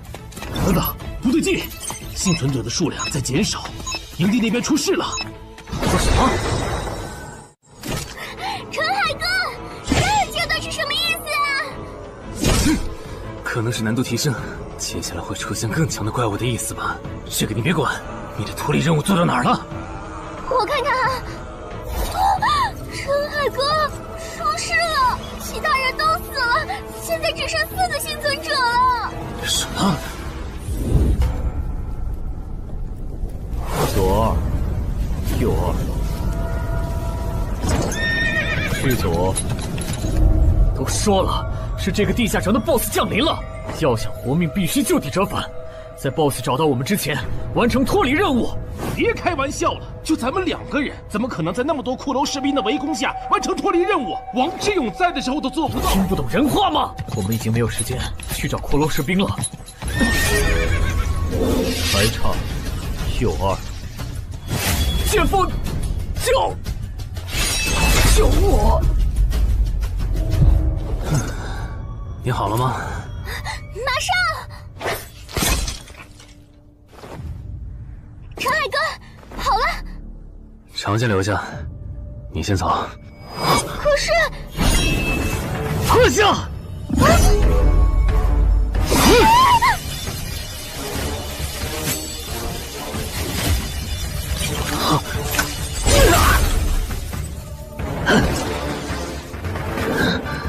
好强！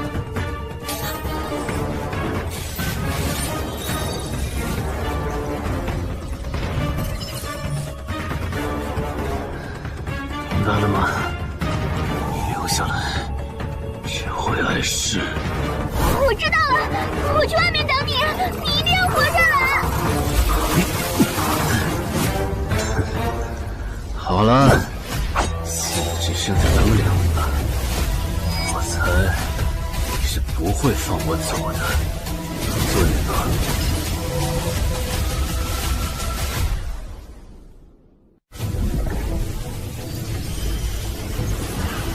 是护士姐姐，里面还有幸存者吗？有，但是陈海先生他……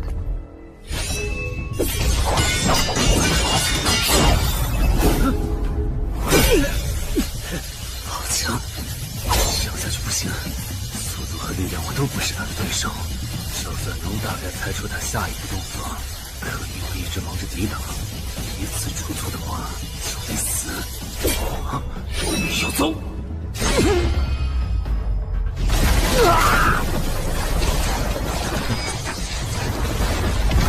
这么巨大的实力差，你还能跟我过几招？在我这儿撑这么久，了不起！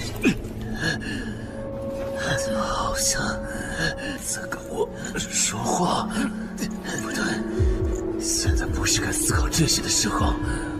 想一想，再想一下，到底该怎么做，我才能活下来？没戏了，把这边的情况汇总给漳州吧。就说云霄市医院地下城暴走事件，17名普通市民卷入，仅2名幸存，3名低等级冒险者卷入，无一生还。你在说什么？不是还没到时间吗？这才过去5分钟。就是。我能理解2位的心情，但是请不要再做不切实际的幻想了。这个地下城里的 BOSS， 就算是9级的我，也没有把握面对他能存活15分钟。你要等的人，哪怕是5级冒险者中的佼佼者，最多也就能坚持5分钟。你从地下城出来到现在都过去5分钟了，他还是没有脱离地下城，这意味着什么？你应该清楚吧？怎么这样？如果不是因为我们拖累了他的进度，护士姐姐，陈海先生肯定能活着离开这个地下城。都是因为我们。是啊，全都是因为你们。如果没有那个多管闲事的冒险者帮你俩完成脱离任务，周德才是最有可能活着离开这个地下城的人。我出去冷静一下，这2个新人的登记工作交给你了。那这个地下城入口怎么办？人都死光后，入口会在半小时内关闭，接着随机出现在世界某个地方。当然，如果你实在不放心，也可以盯到最后。好吧。你合格了。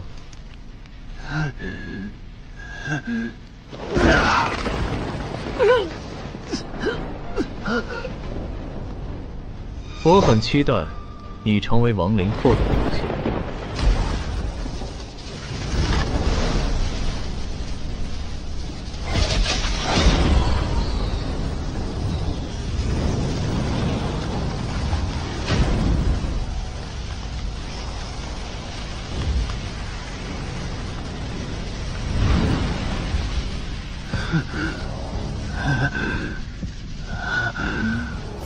都赢了。对这个 BOSS 来说，完整的我更有价值。在他回来之前，是用死亡主宰的恩赐。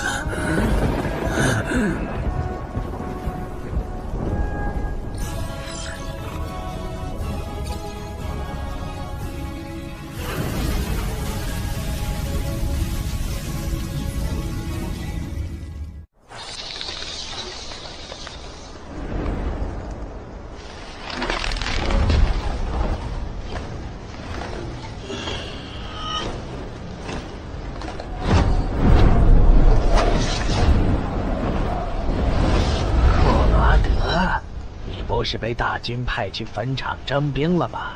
怎么回来了？切，白跑一趟！我还以为是谁激活了骸骨大军发出去的晚宴邀请函呢。我发现了一个有资格成为我同僚的新人，让他从零开始太浪费。我打算让大军把他变为预备役。同僚，坟场的冒险者最高才5级。这阶段的新人连合适的职业和称号都没确定，你就肯定他能跟咱一样成为传奇？他已经找到了合适他的职业和称号。这次真的太险了，如果不是那家伙主动走了，就算再给我一条命，我也完全没机会。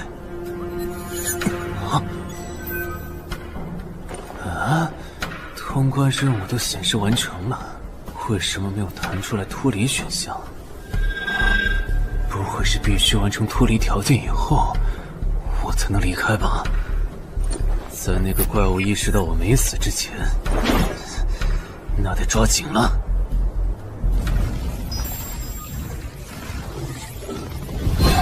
没有关闭，这个地下城的入口还没关闭。澄海先生还在战斗，他还活着。我去找尚科长。周德死在地下城里，他姐知道后一定会迁怒同期的幸存者。如果处理不当，尚科长，怎么了？慌张成这个样子？那个地下城入口没有关闭，结束的时间明明已经到了，但是他还在。怎么可能？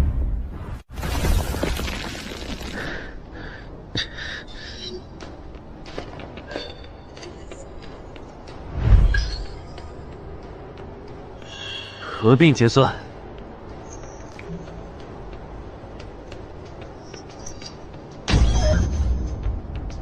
原来那个亡灵骑士叫库罗德呀。不过，传奇级，坟场才5级，怎么会有这么超纲的 BOSS？ 说起来，这个地下城的 BOSS 强度这么高，以前真的以为通关过。尚科长，你看，尚科长，这地下城暴走后，超过关停时间仍然存在，怎么会这样呢？有2个可能：一，被卷入地下城的冒险者完成了通关任务，但却没有完成脱离任务；二，地下城升级。一定是第一种，一定是。不可能的，坟场很早以前就已经被世界冒险者协会定义为几乎无法被攻略级的地下城了。相比有人通关，我更相信是地下城内部发生了什么变化，导致地下城升级。有人出来了！是澄海先生，真的是他！哎呀，你们都在啊！担心死我了！就因为我的原因，没能让坟场竟然真的被他打通关了！一辈子的。那么严重的。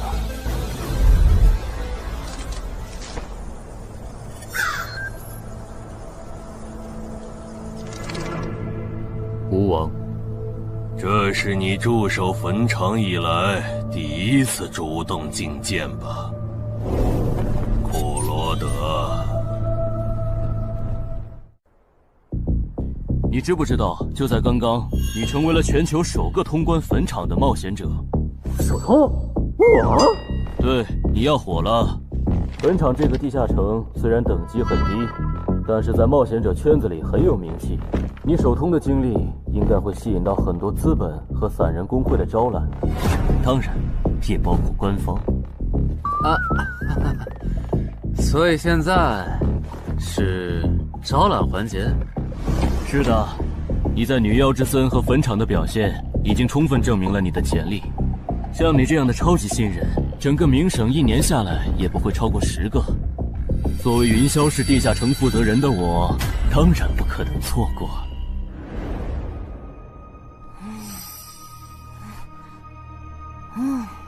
恩姐，你说那个叫商礼的，是不是想抢走陈海哥的通关奖励啊？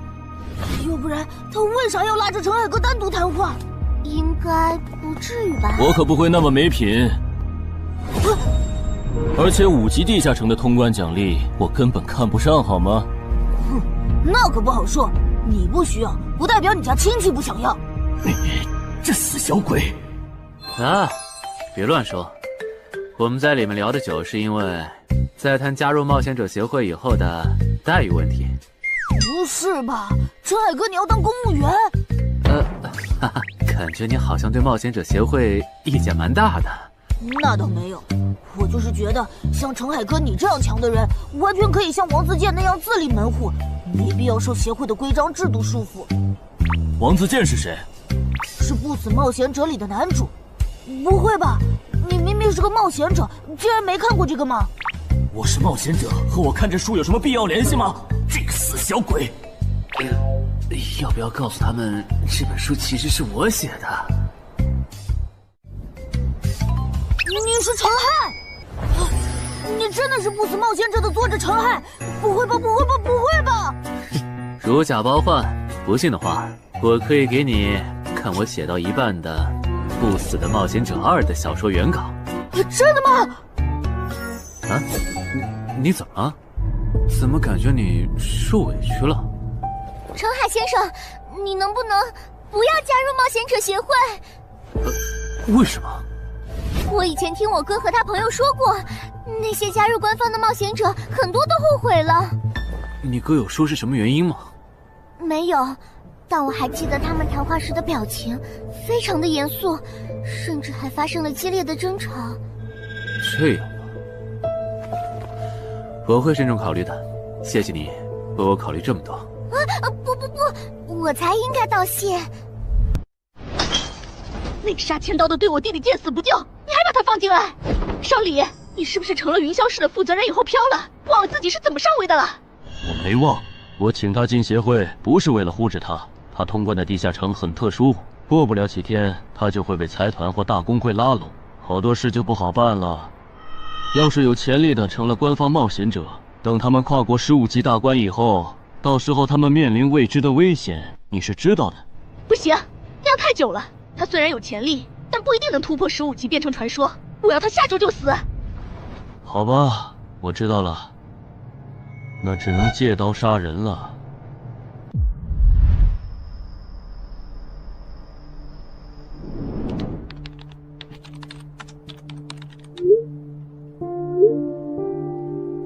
坟场，这个地下城的情报不是早就挖无可挖了吗？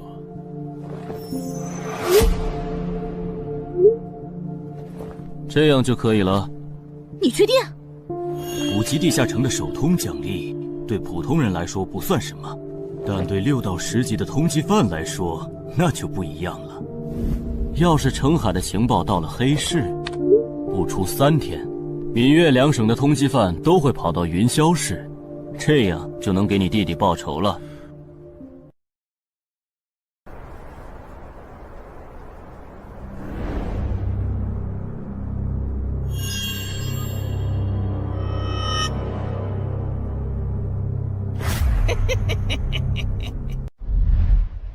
我的个人信息要3天后才能录入官方的冒险者系统吗？是的，我记得程先生你是东山人吧？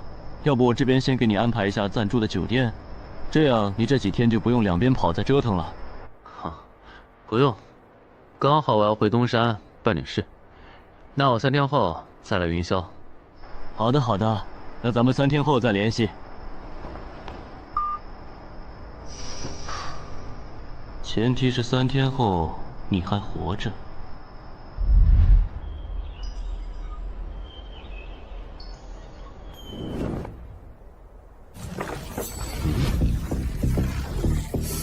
几天没见，怎么感觉这个地下城入口变得更大了？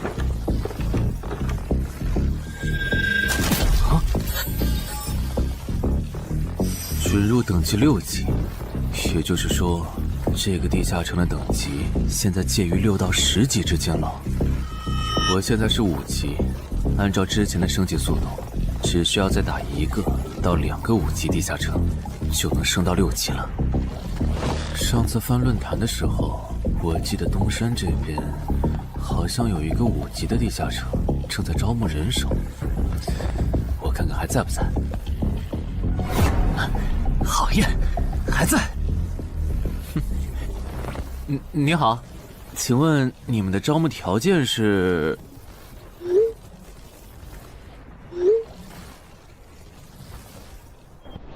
黑市金币？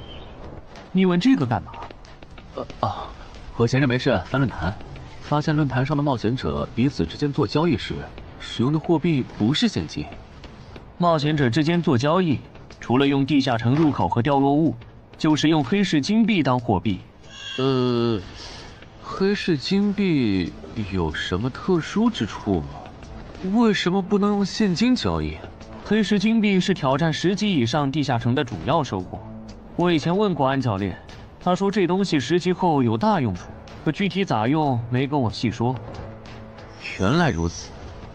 对了，等级没到10级的冒险者，一般是从哪儿弄到黑市金币的？我也想搞一些。新手的话，你可以试试把不用的掉落物拿到鬼市去卖。你要卖吗？要的话，我晚上可以带你去东山的鬼市。要，谢谢徐哥。东山这边的鬼市只有每周一的凌晨2点到4点有。你别看这边人很多，实际上只有1/10是冒险者，甚至更少。这些摊贩也是卖的东西真真假假，很容易上当受骗。听起来有点像古玩市场。差不多吧。总而言之，东西先别急着卖，多转转，弄清楚物价后再卖东西。我这边还有点事，就不陪你继续逛了。好的。看不出他这人还怪好的。好了，到我来扫荡了。小哥，来看看这件，可都是宝贝啊！瞧一瞧，看一看喽！精品装备，仅此一天，价高者得。小哥，来看看我的矿石啊！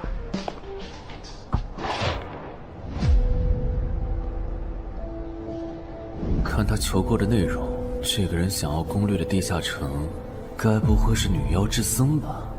这位小哥，你有我要的东西吗？如果是对付女妖的话，口琴和长剑应该可以。哈，有啊。你打算以什么价格收？我得先看看货，货好，价格都好说。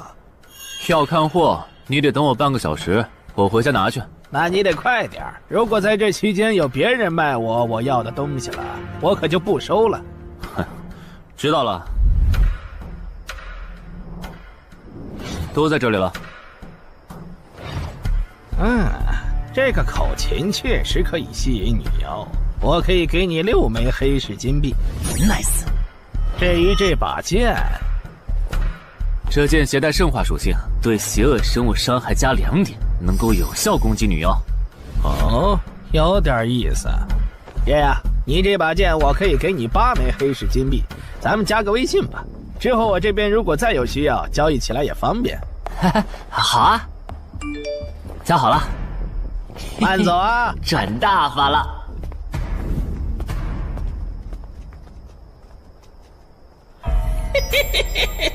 疏于防范了哟，坟场通关新人。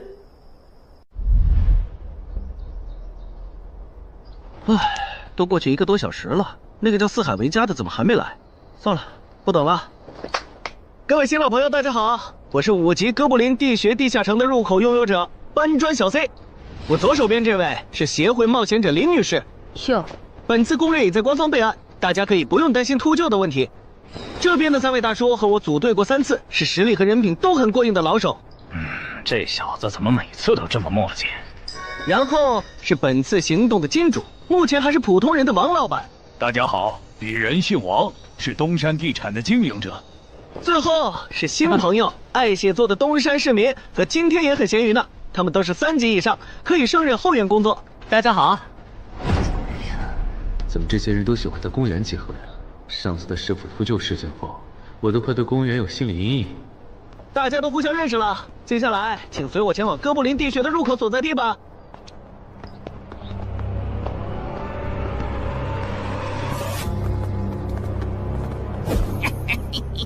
我就知道，他没用黑市金币购买装备，一定是用来换东山这边的低等级地下城的攻略门票了。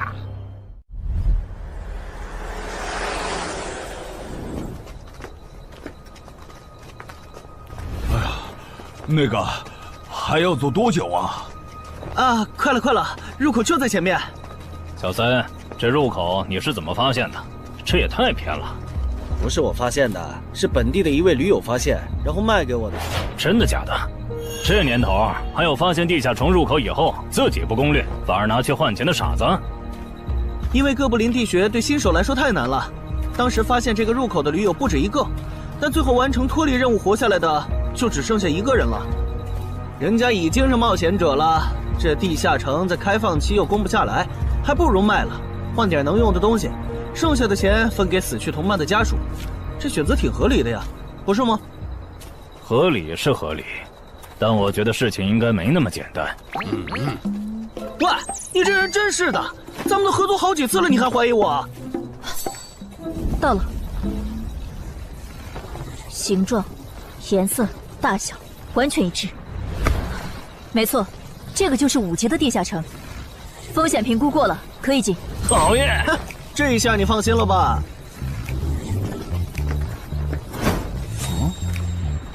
喂，我再跟你们说一遍啊，进了地下城，里面的哥布林归我们管，你们就负责保护王先生，都没意见吧？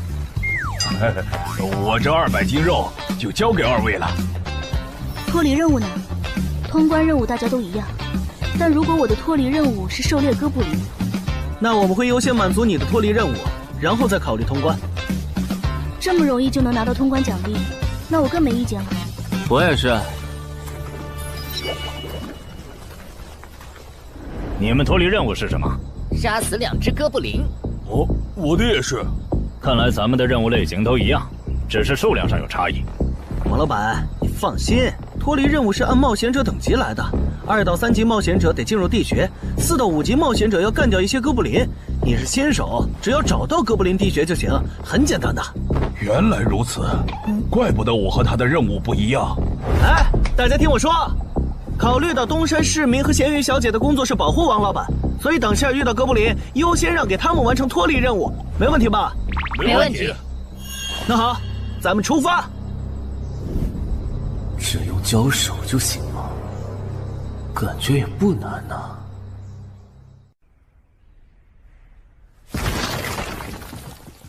这个你不要吗？不要，你杀了吧。这就是5级地下城里的怪物吗？感觉也没多强啊。那是因为现在遇到的都是小怪，真正难搞的 BOSS， 得深入地穴以后才能遇到。一般情况下，哥布林地穴的 BOSS 哥布林勇士得3、5个老手一起上才能干掉。哦，原来如此。那如果这个地穴里有2只甚至更多的哥布林勇士，咱们能对付得了吗？那肯定是对付不了的。不过一个哥布林部落只会诞生1只哥布林勇士，目前全球就1对冒险者遇过双胞胎哥布林勇士，这种小概率事件，咱们肯定碰不上。哦，那我就放心了。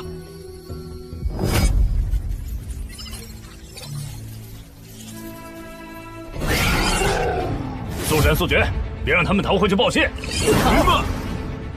麻烦了。啊？你指哪方面？从我们踏入地穴到现在，已经遭遇了4波哥布林，很明显，这地下城的小怪数量多得不正常。我们可能中大奖了。搞不明白你们这些富人究竟在想什么。你都这么有钱了，为什么还要成为冒险者？说来惭愧，鄙人成为冒险者主要是为了减肥。减肥？等等，减肥和成为冒险者有什么必然联系吗？这联系可大了。我特意托人问过，目前已知的职业里，有一种不需要锻炼，只要打坐消耗多余的体质，就可以不断变强的。你不觉得这种职业很适合我这种有钱，但是又下不了苦功去锻炼的人吗？花这么多钱竟然只是为了减肥，你们有钱人的世界真难懂。你们在聊什么？嘿嘿，能让我也加入吗？哎呦，连锁子甲都准备了吗？程先生真专业。你之前进地下城的时候也穿的这一套？对啊，如果没有这套防具，我早就死在地下城里了。相反，我倒是很不理解，你们为什么不穿防具？搞定。换班了，下一波哥布林你们处理。行，接下来我们负责打头阵。评分机制，你不知道吗？在地下城内借助的外力越小，完成任务后得到的结算评级就越高。原来还有这种设定呢。我说你的脱离任务咋比我简单？原来是靠全副武装过了地下城。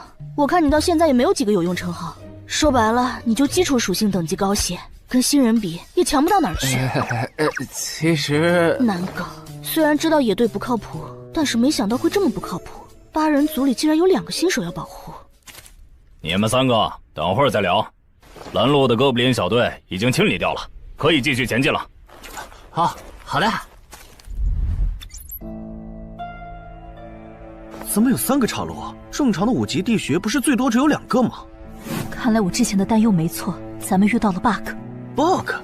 这是还不能透露给大众的地下城情报。平均每50个低等级地下城就会有一次实际挑战难度比当前等级高，甚至高很多的特殊情况，也就是 bug。bug 主要分3种情况，第一种是小怪数量的提升，第2种是 BOSS 数量的提升，第3种是 BOSS 强度的提升。比如我们现在遇到的，按照他这个说法，就很接近第1种。我之前经历的地下城，好像多多少少都有点问题。请问，出现 bug 的地下城，结算奖励会比平时多吗？这个要看地下城的实际攻略难度提升了多少。听说运气好，能出14、15级冒险者都眼馋的宝贝。所以，我们如果继续深入，可能会遭遇更多的哥布林。是的。听起来有点危险呢。要不这次就算了，咱们回去吧。反正我也成为冒险者了。不能回。这个地穴的哥布林数量虽然变多了，但 BOSS 的强度没变化呀。我们只要把 BOSS 解决了不就行了？只要速战速决，在大多数哥布林发现我们之前，找到并杀死这个地下城的 BOSS， 其实和正常通关没多大区别。BOSS 的强度没变化，只是你的猜测。要是 BOSS 强度大幅提高，无法快速击杀，等他的援兵一来，咱恐怕就得被困死在这地下城了。所以就要放弃啊？这点风险都不肯担，那还不如尽早转职当后勤算了。这是一点风险？情报不足就去挑战等级比自己高的地下城，简直就是找死！那个，要不这样好了，咱们举手表决，想要继续的留下，想退出的就原路返回。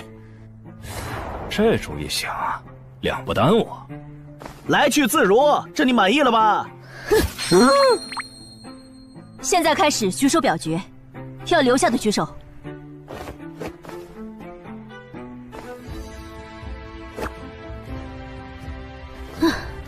所以说野队就是野队，完全没有封空意识。不是，你有毛病吗？他们等级高，想拼一下我能理解，你实力还不如我呢，你凑什么热闹？但我还是想试试。既然大家已经做出选择了，那就在这里分道扬镳吧。王老板，你的通关费用我晚一点退给你啊。哎呀，不用，就当交个朋友了。走了。哎呀，你等等我！一定要走左边吗？我觉得右边更好啊。那就猜拳，谁赢了听谁的。要是平局怎么算？靠谱吗？这两人平局就走中间呗。我怎么感觉上贼船了？石头，剪刀，不！好耶，我赢了！哎呀，早知道出剪刀了呀！可恶！等下 BOSS 出来了，你不用上，你就负责清小怪，别让哥布林打扰我施法。没问题。那个，你为什么那么不看好他们呀？这个地下城真的有那么危险吗？你怎么知道我不看好他们的？啊，我毕竟是做生意的嘛，基本的察言观色还是会的，所以，我选择退出主要是因为这个称号，它的效果是为佩戴者指出前方的危险。之前的地穴，我就靠它发现地穴深处有俩能要我命的家伙。我听了官方冒险者给的消息，我认为这个入门级地下城是少见的双 BOSS 地下城。一般单 BOSS 地下城要3到5个同等级冒险者才能打通，那双 BOSS 的话，咱们这点人肯定不行。你信不信？我要是跟他们把话说开了，明天情报商人那儿就会有我和我这称号的情报。为啥要我牺牲自己的利益去拦着他们作死？大家又不熟。再说了，作为临时队友，我在保证自己安全的情况下，都尽力劝他们了，不听那是他们的事。那你为什么肯和我说这些？你不用担心，我不会害你。你又不在冒险者这行混，没必要为点情报费招惹我这种有潜力的人。说出来也没啥。哦，这样啊。怎么了？不能再继续前进了，外面有更致命的危险。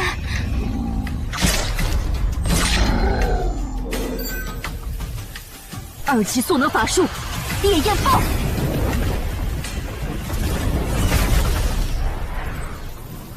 原来林开战前套给我的元素护甲是干这个用的呀！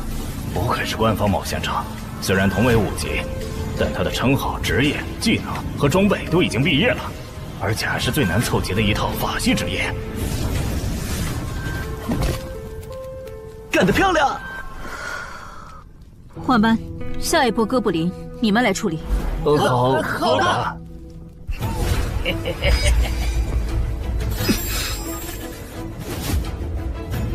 啊！你们看，那是不是 BOSS 啊？怎么感觉有点不太一样啊？应该不是吧？这么矮，和哥布林勇士完全不沾边啊！等等，这是……大家小心，这确实是 BOSS， 只不过不是哥布林勇士，是哥布林萨满。给我冲！大家速战速决，在哥布林勇士出现以前结束战斗，不然我们就危险了。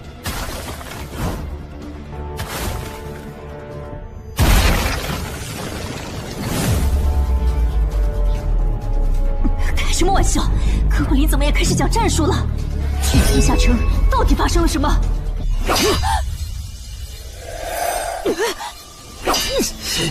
快走！我来会会这家伙。林那边好像遇到麻烦了，你们出个人去帮忙。你在开玩笑吗？这么多哥布林，我们哪抽得出人手？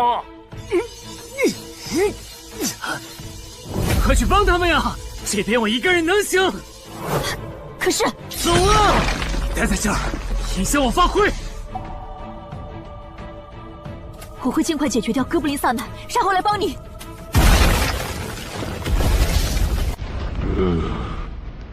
可不，现在没人能打扰我们了。来。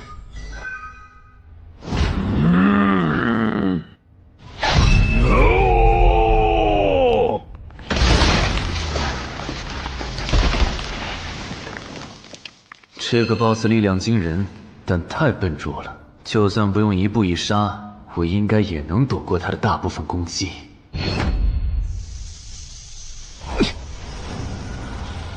好怕了吗？太简单了。虽然你黄化后的速度和力量涨了，可出招没个计划，反而更容易躲了。所以，这就是5级地下城 BOSS 的强度吗？说实话，有点扫兴。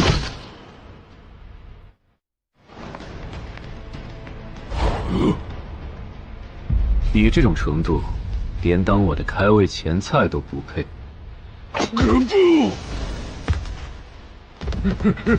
可不！连死战到底的勇气都没有吗？这样看，我以后不用对5级地下城抱有期待了。这个地下到底还有多少哥布林啊？再这样下去，我可顶不住了！再用一次那个火焰魔法！你以为我不想吗？这个哥布林萨满一直在用低级法术看让我施法。等一下，通关任务怎么完成了？哎，我的也是。石洞山市民解决掉了哥布林勇士，大家再撑一下，他等下应该会来支援我们。我看不见得，他既然已经完成了通关任务，就没有理由再回来冒险。那咱们也撤吧，反正通关任务已经完成了。不行，如果我们不能一鼓作气杀死哥布林萨满，那撤退的路上我们会被他们耗到死的。您说的对，现在还不能撤，大家顶住！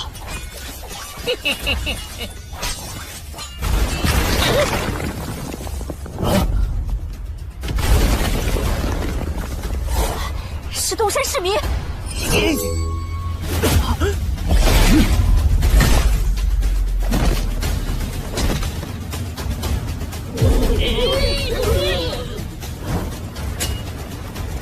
你从哪儿找来的大佬啊？双 BOSS 地下城就被他一个人打穿了？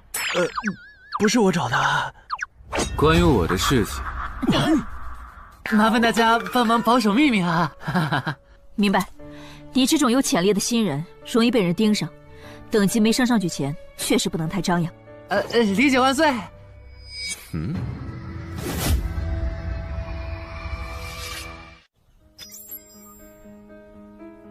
不能出去，外面有更致命的危险。啊，更致命的危险？就是有一个危险程度远比双 BOSS 大的冒险者守在外面，我们出去就会被杀。那怎么办？回去找其他人，说服他们一起抱团冲出去。啊！你们竟然把2个 BOSS 都杀了！这俩可都是他一个人干掉的，我们都没出多少力。怎么是他？我之前明明用称号确认过，他威胁不到我。等等，你怎么知道这个地下城有2个 BOSS 的？难道你刚刚一直躲在我们身后偷看？那倒没有，在你们遇到 BOSS 以前，我们就已经走到出口了。之所以知道这个地下城里有2个 BOSS， 是因为我的这个称号，他能帮我找出前面对我有威胁的存在。我就是靠他才知道这地下城有2 BOSS 的。不是吧？你有这么好用的称号，你之前不提醒我们？我是没有直接提醒，但我有劝过你们不要继续深入地穴吧。那你为什么又折返回来？因为出口那边有一个比双 BOSS 更强、敌意更浓的高等级冒险者在堵门。外面有高等级冒险者在堵门，你确定？确定。先是地下城难度超标，再是高等级冒险者堵门，可疑的地方太多了。说，是不是你搞的鬼？不是我，不信咱们签单向契约确认。等等，堵门的高等级冒险者，不会是那个爽约没来的四海为家吧？那个，我想问一下，你的称号可以预知危险，那如果我对你流露出杀意，你能判断我和堵门的人谁更强吗？能。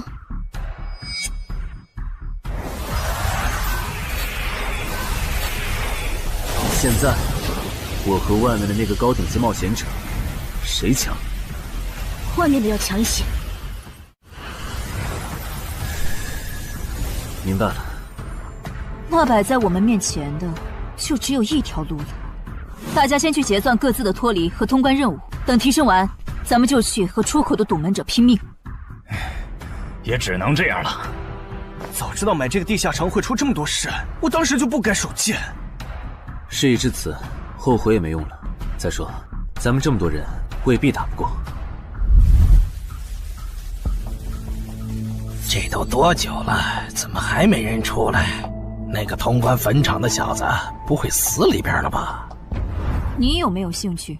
不好意思，我想再考虑一下。没想到第一次进入地下城，就让你遇到这种事，实在不好意思啊。结算出来了，这次没有掉落史诗级奇物，看来双 BOSS 的地下城难度也远不如坟场了。感觉下一个地下城可以跳过6级，直接尝试7级了。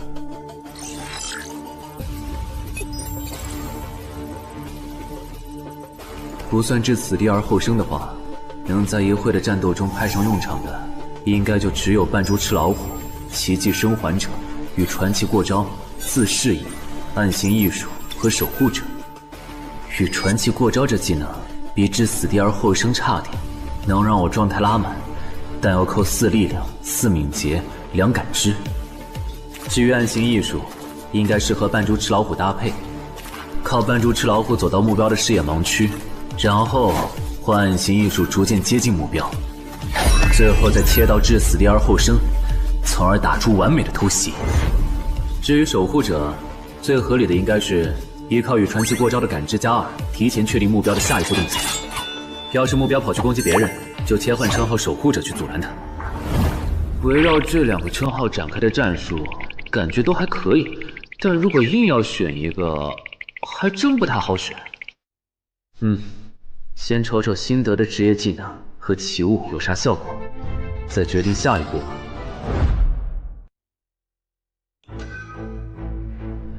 这个向死而生不错呀，就凭它能够提升步伐和身体柔韧性这一点，搭配一步一杀的技能效果，我以后就可以在闪躲的同时攻击敌方要害了。好技能啊！还有这个假死技能，考虑到在现实世界，冒险者死后是不会产生掉落的，我完全可以利用这个技能装死，然后找机会偷袭反杀，兵不厌诈。只要那个堵门的不是脑子有毛病，非得跟尸体较劲，我就能狠狠地阴他一把。当然，这是万不得已的选择。要是可以的话，我肯定想光明正大的赢。哇，这次掉落的东西都很棒啊！骨笛、萨满旗帜和传承之书，以后去地下城就能有个哥布林跟班了。而且这个哥布林的密钥搭配上骨笛，运气好的话，能拉来一只哥布林勇士当打手。保险起见，我就不继续囤升级券了，先把战斗力拉到最高再说。我目前持有的奇物中，等级最高的就是这家伙了。把奇物升级券用在他身上，肯定是最优解。就这样，对传奇亡灵库罗德的头盔使用奇物升级券。只能升到史诗级。那算了，先用装备熔炼炉把这几个用不上的给熔炼了，看能出什么好东西，再决定奇物升级券用在哪儿。不是装备型的奇物不能熔炼吗？那我手里没用的装备，估计也熔不出啥好东西。没办法了，用奇物升级券提升被污染的名剑吧。使用奇物升级券。好酷的剑！头盔和武器确定了，那装备祈愿券就用在防具上吧，正好替换掉我买的锁子甲。厉害！这套铠甲穿起来比我之前用的锁子甲还轻便。东山市民，你那边完事了吗？差不多吧。你们整理完了吗？完事了，再给你们上一轮 buff，就可以出发了。你的装备好酷啊！这些都是你在这个地下那再等我一下，我招个怪物随从。啊！喂，别无视我呀！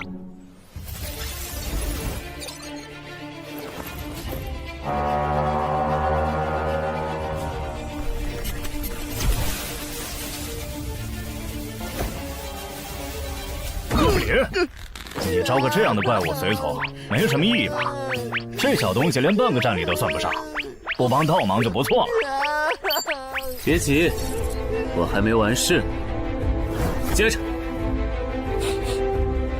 喝了它。不。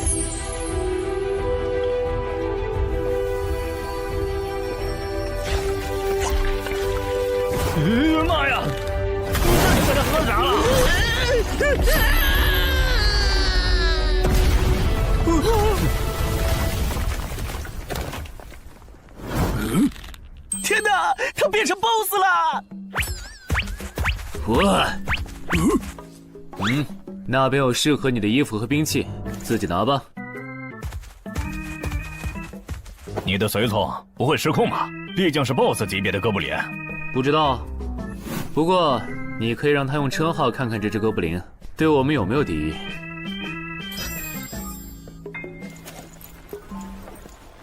看了，他对我们没有恶意。那就好。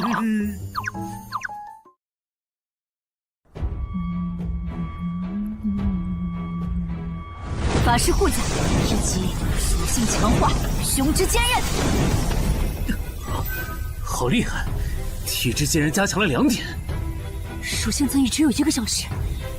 法师护甲能给没穿护甲的地方加点防护，虽说比不上你身上这套的防护力，不过有总比没有强。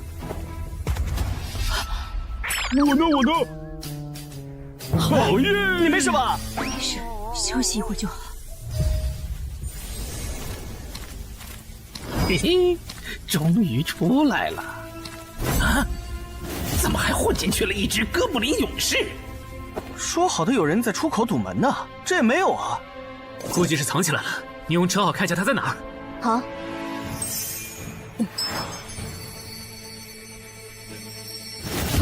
找到了，他躲在1点钟方向最粗的那棵树后面，大家小心，他在入口前面放了很多捕兽夹，注意别踩到了。捕兽夹？哪里有捕兽夹？哼，有探查类的称号吗？真是够讨厌的。原来是他，这么一来就全明白了。女妖之森刚通关，他不去那儿的黑市买通关物资，却来东山碰运气，肯定有猫腻。知道我在东山的没几个人，团队领袖跟我签了保密协议，肯定不是他。那个戴眼镜的护士也不太可能，所以是商礼还是徐茂？这个人好像有点眼熟啊！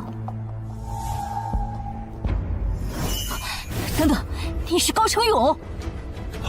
对方很有名吗？何止有名，他可是明广一带最臭名昭著的通缉犯。别看他只有7级，死在他手上的冒险者，光是已确认的就有上百号人了。他不光是想抢别人的通关调度，还想刷出针对人类的称号，说不定现在已经刷出过量杀戮人类这个称号了。看来你很了解我吧？是协会的官方冒险者吗？果然，他已经刷出了那个称号。这样吧，我们做个交易，那小子留下，你带其他人走。这条件可以啊，要不咱们……别信他！协会的档案里，高成勇有放过目标然后再猎杀的记录。要是你们真的信了他的瞎话，等他干掉陈海，再用追踪手段把你们一个个找出来，你们连还手的机会都没有。没错，虽然他嘴上说放过我们，但对我们的恶意一直没有降低。他在说谎。连恶意也能侦测吗？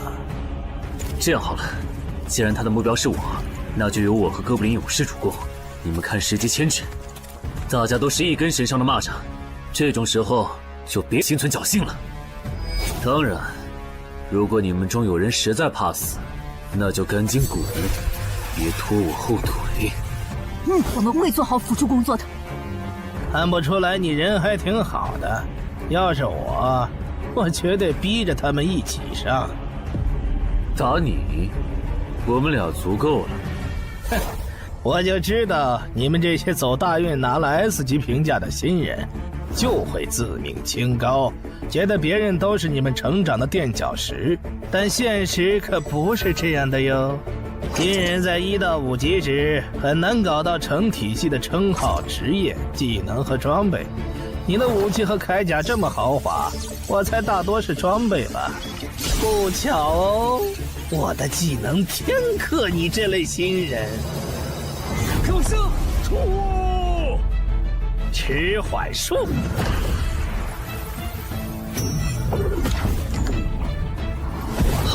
速度变慢了。迟缓术可不只是速度变慢而已。遇到使用长镰这种冷门兵器的我，被上了迟缓术的我，也根本接不住你的招。你是这么想的吧？很遗憾，如果你就只有这点东西的话，那很不幸的告诉你，今天你踢到铁板了。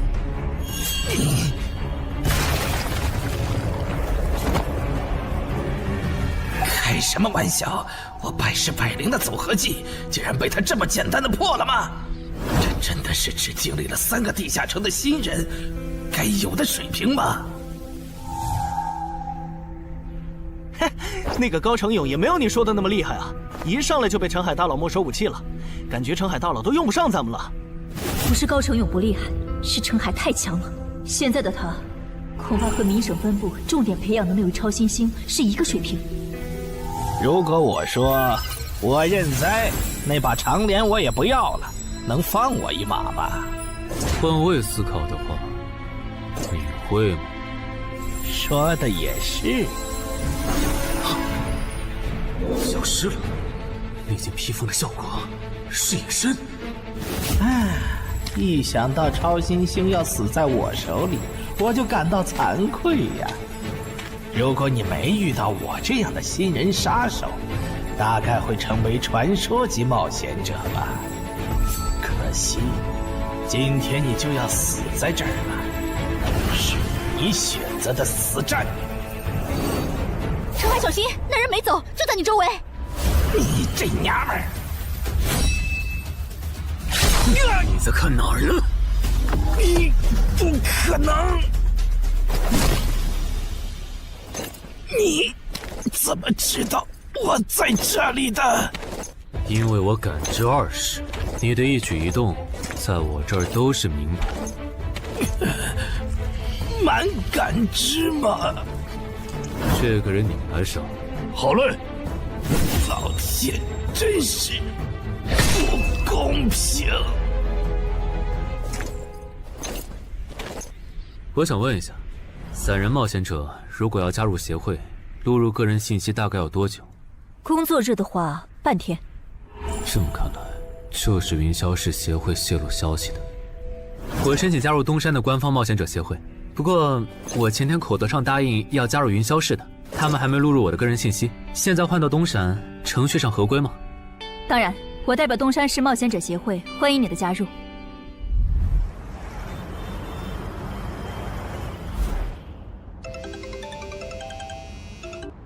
喂，我考虑了一下，还是决定不成为云霄市的官方冒险者了。为什么？你的个人信息明天就能录入进系统了，怎么又变卦了？哈，因为我刚刚除掉了一个 A 级通缉犯，叫高成勇。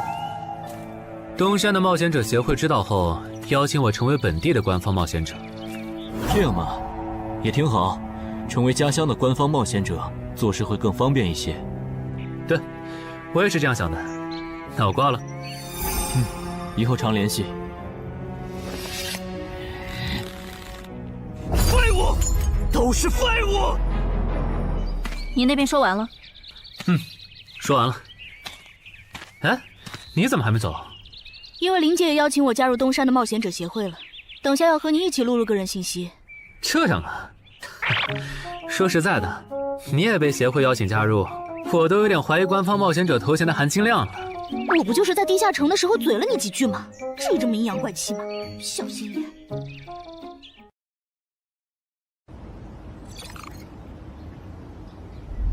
请关闭称号和职业技能，用你自己的力量对着他出拳。好。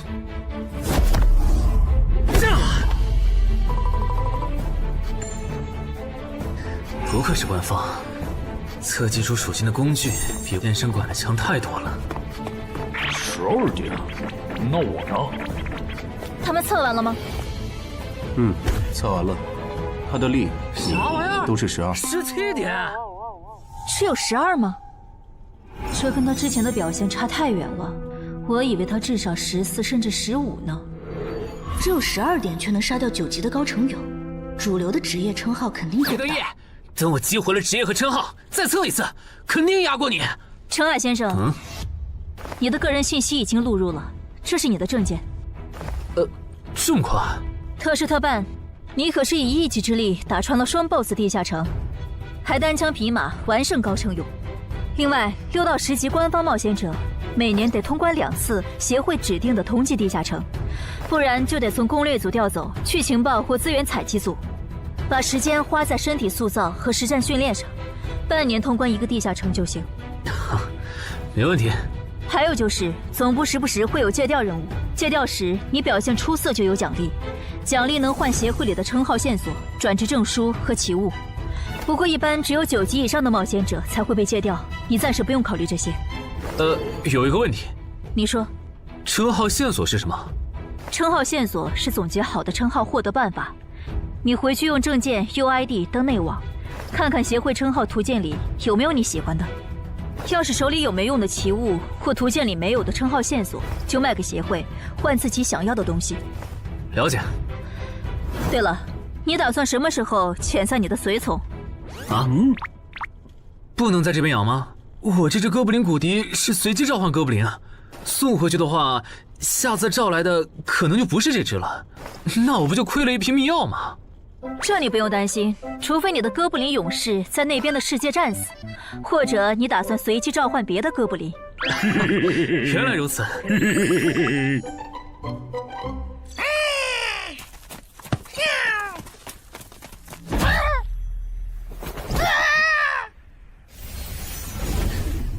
跟我来吧，我带你们去认识一下同事们。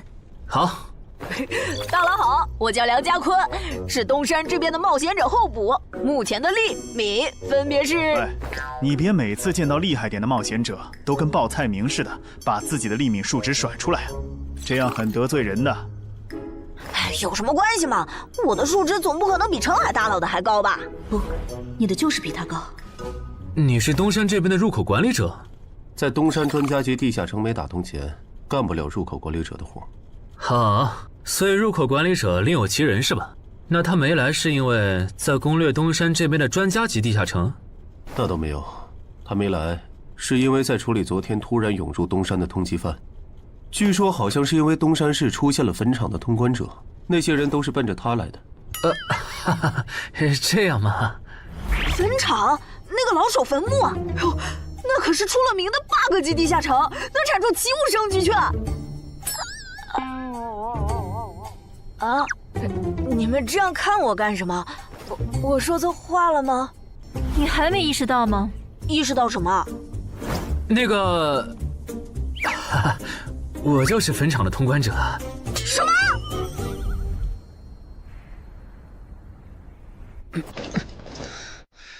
虽然已经说好这段时间把精力用在属性提升和恶补地下城知识上，但家里这个入口，我还是想有始有终。一个人单刷的，我全力以赴的时候，大概相当于10级。完成脱离任务应该也没什么难度吧？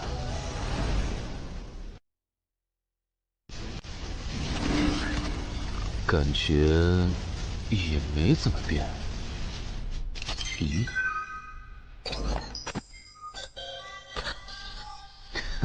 原来冒险者面板还能升级吗？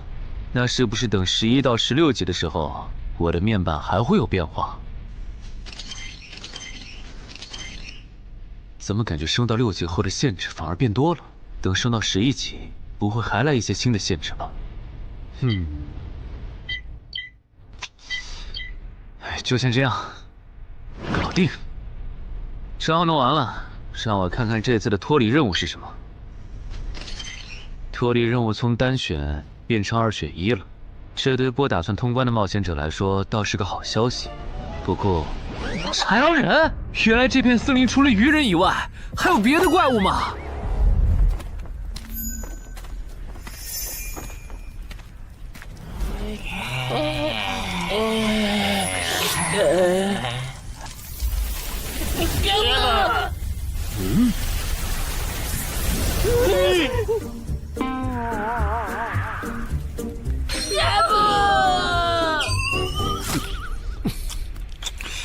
所以在你看来，那些豺狼人阴险狡诈，并且还特别喜欢欺负弱小，是吗？没错没错，就是这样。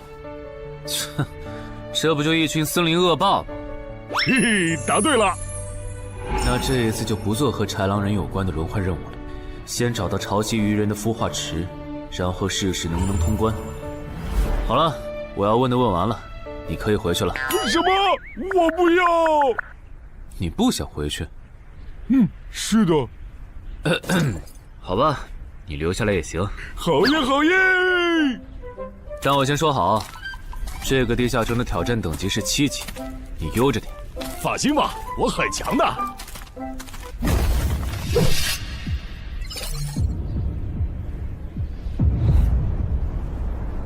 结果你还真组了个野队，让人家带你通关。嘿，还是5级的地下城，你这胆子够大的。嘿嘿，其实还好啦，虽然中间出了一些意外，但也因祸得福，认识了2位很有潜力的冒险者哦。你这就是幸存者偏差。那些散人如果靠谱，我儿子就不会死在地下城里。我知道，所以我是确认有官方冒险者兜底以后，才决定下去的。说起来，前几天的新闻我看了，你儿子的死好像不是意外。怎么可能是意外？我儿子下去之前，我给他准备了2件保命的奇物，可他还是死了。那2个弱鸡入口拥有者却活着。开什么玩笑！可惜那2个杀千刀的没撑到我出手，就栽在别人手上了。不然，我一定要让他们后悔来到这世上。那这人也算间接为你儿子报仇了，咱得报答他呀。他叫什么名字？叫陈海。我这次来东山，就是要当面感谢他。陈海，你认识？我组的临时野队里也有一个姓陈的，可能就是他。什么？团长，都打起精神来！那些豺狼人斥候说不定就藏在附近的灌木丛里，你们这样懒散很危险的。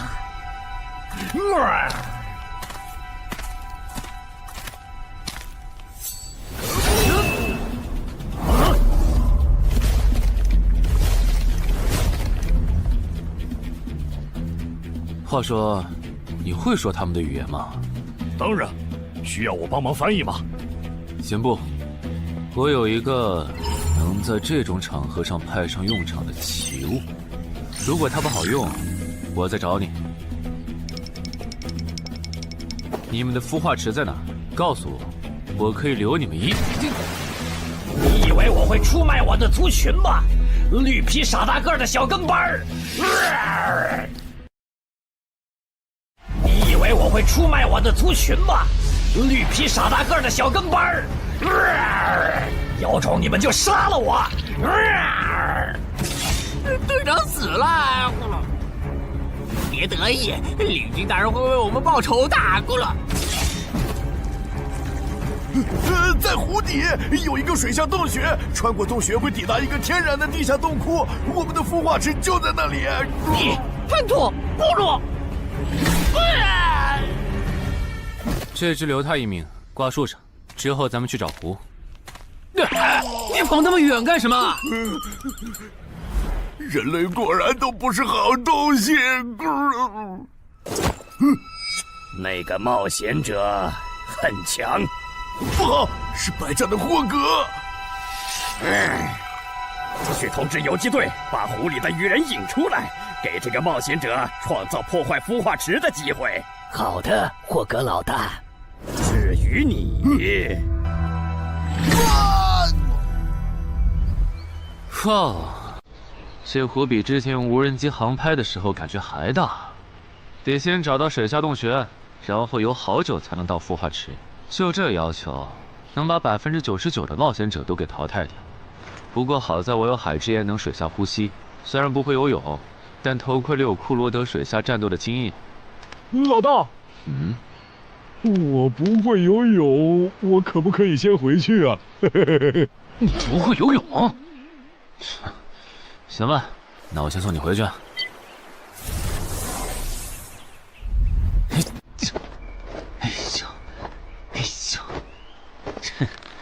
好了，热身完毕。那出发了！果然，依靠海之岩和库罗德的头盔，就算是我这种旱鸭子，在水里畅游，那还不是小菜一碟？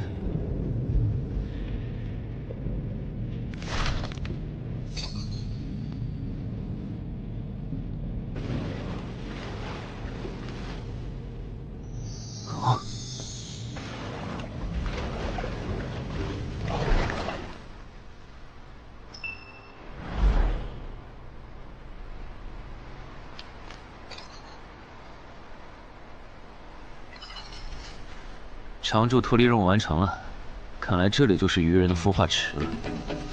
但是，怎么没看到守卫？算了，不管出于什么原因，现在是通关的最好机会，这一点不会错。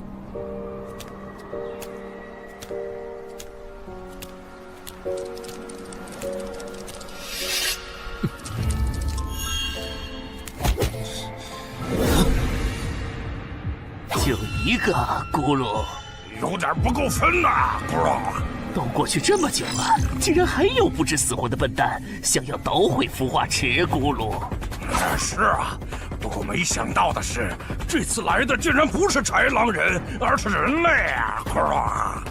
原来守卫一直藏在上面了，1对4，他们应该不会给我穿装备的时间，用至死地而后生，速战速决吧。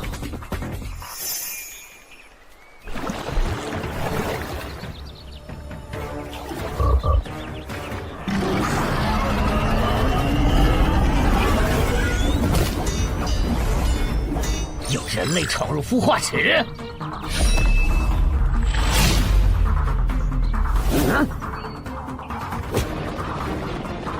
霍格老大，鱼人撤了，应该是湖里的鱼人哨兵发现那个人类冒险者了。派个机灵点的去湖边盯着，如果那个人类冒险者逃出来了，就通知我。好的，霍格老大。呵，这几只守卫的强度比哥布林勇士高不少，他们应该就是这个地下城的 BOSS 吧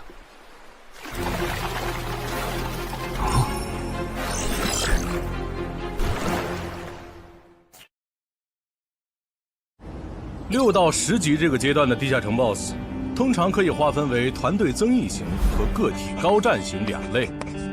前者实力一般，但可以为同种族个体提升综合实力。独狼面对这种类型的 BOSS， 几乎很难靠一己之力通关。每次上我的课，你不是翘课就是打哈欠，怎么？我的课有那么无聊吗？但你今天讲的内容之前不是讲过吗？你要是说点11级以后的常识，我说不定会认真听。你以为我喜欢讲这些？还不是因为你们这些莽夫 ！CJ 的超新星不自大，不单人去调高等级地下城，就不会被 BOSS 弄死。公司也不会把我临时叫过来给你们突击补课了。什么？顺治死了？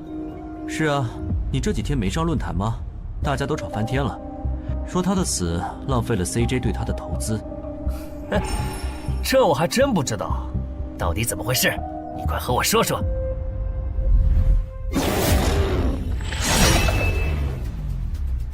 小心，这个人类是极其罕见的高感知个体，偷袭对他没用，大家一起上，咱们耗死他！那个鱼人 BOSS 什么情况？都被我杀了这么多精英鱼人了，他怎么还在旁边观望？难道这些实力比哥布林勇士还强的鱼人，在他眼里都是小喽啰吗？这个人类的实力和霍格好像差不多，好在他是一个人来的，可以用数量耗死他。这样的杀戮速度，等精英怪把他体力耗得差不多了，剩下的精英种恐怕也没多少了。到那时，霍格如果察觉到我方兵力空虚的话，恐怕……算了，还是冒一点险吧。终于感到心疼，要亲自出马了吗？奇迹生还者，等这一刻很久了。领军大人小心，这个人类冒险者和霍格一样强。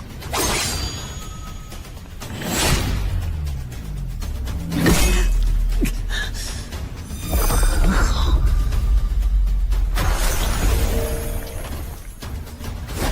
领军大人，别管我，他伤得更重，还不擅长水下作战。就算没我帮忙，你们也能轻松杀掉他。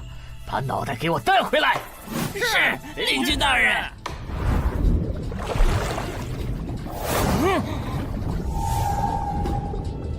那个人类不是重伤了吗？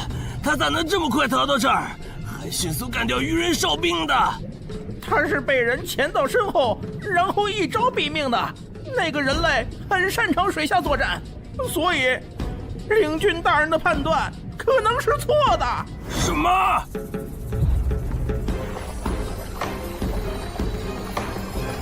该死，总算活着逃出来了，多亏了这个奇迹生还者呀，不然我就得交代在这儿了。果然和我预想的一样，那个鱼人 BOSS 沉不住气，要是他再稳点，我就会被耗死了。怪不得团长说，独狼到了更高级的地下城会越来越吃力，一挑多肯定没胜算呢。看来我还是得找些厉害的队友了。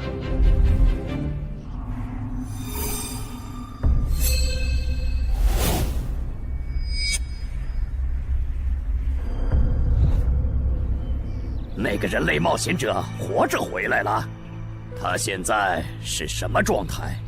我不敢靠得太近，怕被发现，但可以确定他伤得很重。嘿嘿，重伤的冒险者嘛。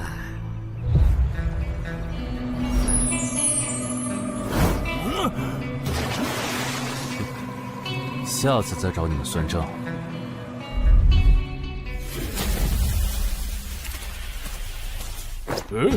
已经结束了。失败了，孵化池里的鱼人太多了，我一个人杀不完。我刚才翻了下你们的传承之书，如果你的战斗累积到一定场次，会升阶为更高等级的百战哥布林。以后你就用这把剑斩杀和你实力差不多的地下城怪物。等你成为了百战哥布林，这剑对你没啥用的时候再还给我。那您用什么？哼，我用这个。啊，对了，你以后得练一下游泳了。后面我还要再打一次这个地下城，到时你得出力。好吧。这一定是豺狼人干的。激活技能，与死亡共舞。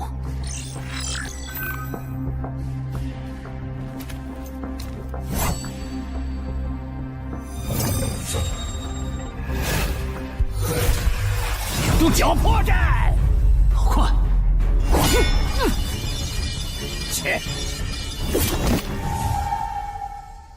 豺狼人，还好为了以防万一，把感知拉到20，不然刚才这只豺狼人就得手了。切！这个人类不是受重伤了吗？看他刚才的动作，根本就不是重伤之人能做出来的。他不会是在钓鱼吧？他跑了。不一定是逃跑，也可能是在示弱，引诱我们过去。那咱们还追吗？如果追过去的话，感觉很可能会进了他们的包围圈。算了，不追了。等找到足够强的队友，做了充分的准备以后，咱们再回来和他算账。好的。哎呀，没想到6到10级的地下城的难度会比5级的高那么多。下次得提前掌握好情报再去通关，不然风险确实太大了。是任务结算呢。哼，说起来，这一次我虽然没有通关，但宰了那么多鱼人，怎么说也该有个 A 吧。水产过敏怎么了？不对，你怎么知道我水产过敏的？还有啊，我是人，你给我一袋动物口粮是什么意思啊？就算他吃不完，这会难吃。什么？他加入东山的冒险者协会了？你给我站住！你当初是怎么信誓旦旦的跟我说他死定了的？连高成勇都栽在他手上了，我能怎么办？听你这意思，我弟弟的仇你是不打算管了呗？哼，也是，你已经靠我爷爷成了云霄市入口管理人，上了岸的你哪能冒着被革职的风险对隔壁市的超新星下黑手呀？我真是看错你了，早知道爷爷当初留下来的资源就该用在周德身上。你干什么？转手我爷爷留下来的遗物啊！我弟弟死了你不帮忙，那我就把你想要的遗物得能给我报仇的外人了。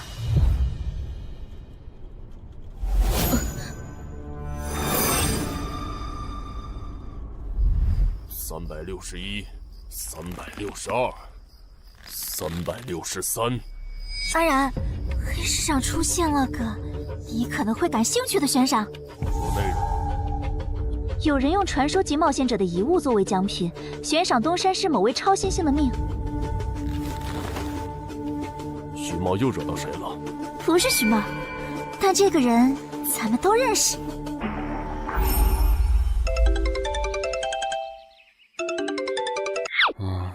喂，陈海哥，你被人盯上了。我知道呀，这问题不是已经解决了吗？这次不一样，有人在网络黑市高价买你的命。哎呦，你别不当回事！发出这则悬赏的人出价很离谱。我哥说，如果不是你救过我，他说不定也要分一杯羹。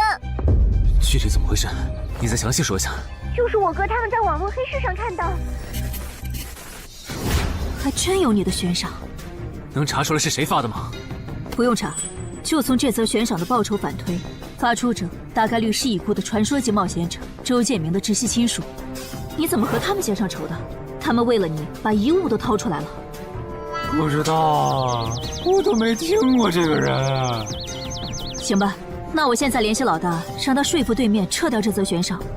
如果是误会的话，看能不能让老大组个局帮你澄清一下。好的，那拜托了。对了，这几天你就待在协会吧。传说级冒险者的遗物一定会吸引很多人铤而走险。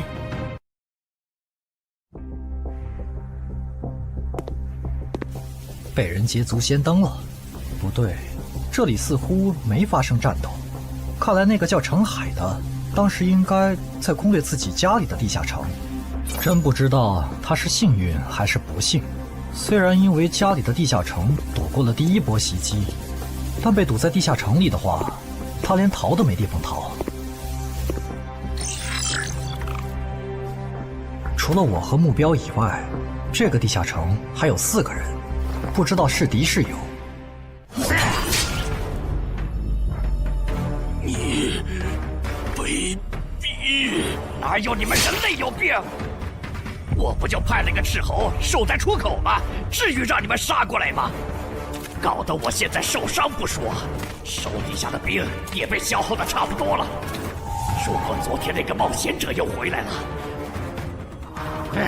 不行，留得青山在，不愁没柴烧。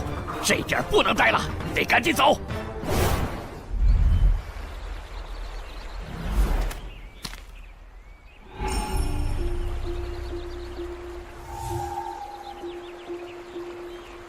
3个猎人，也就是说，目标那边顶多只有1个同伴吗？哈哈，这么看的话，这个游戏变得更有意思了。安教练，你找我？对，程海被悬赏的事，你知道吧？知道。那正好，你给程海打个电话，如果他不知道自己被悬赏了，随便挑个6到10级地下城，邀请他和你一起打。剩下的不用我说，知道该怎么做吧？徐茂打过来的，肯定因为悬赏的事，不知道他是来提醒我的，还是来试探我的。哎呀，算了，还是不接了。反正家里地下城入口这次肯定是暴露了，要是之后问起来，我就说在攻略家里的地下城。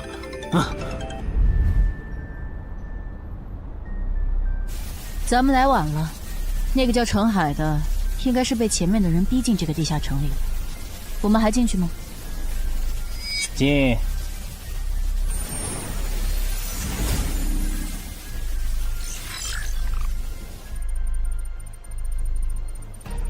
又进来2个人。等等，这个轮换脱离任务怎么变得无法完成了？难道说这个地下城的精英豺狼人已经被杀到不足5匹了？你好，那边的人让我问你，要不要一起开个会？那边的狂战士好像有事要跟咱们商量。也就是说，你和你的同伴是最先进入这个地下城的，程海不在这里。对。那我不明白了，你们没堵到人，为什么不离开，反而在这儿扎堆守着湖呢？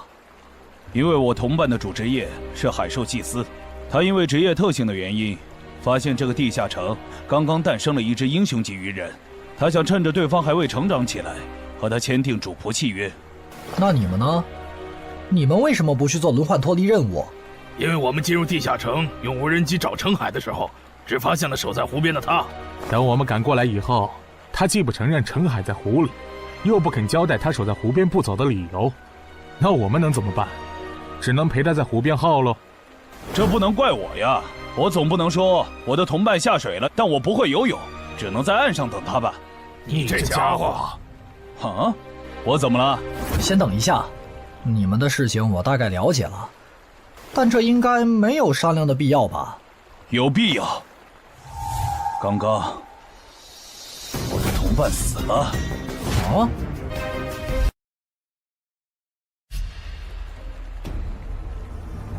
力量涌上来了。这样的食物外面有很多吗？除了偶尔出现的人类冒险者，附近的森林里还有一批豺狼人。很好，把他们带过来。现在恐怕不行，因为昨天和今天的冒险者已经把我们的兵力削弱到无法和豺狼人抗衡了。那需要多久？50个日升和日落。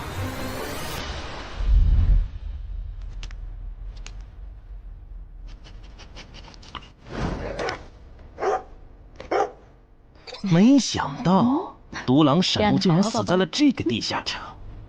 他不是一直这样忙吗？遇到克制自身的地下城，就会因为没有人帮他兜底而陨落。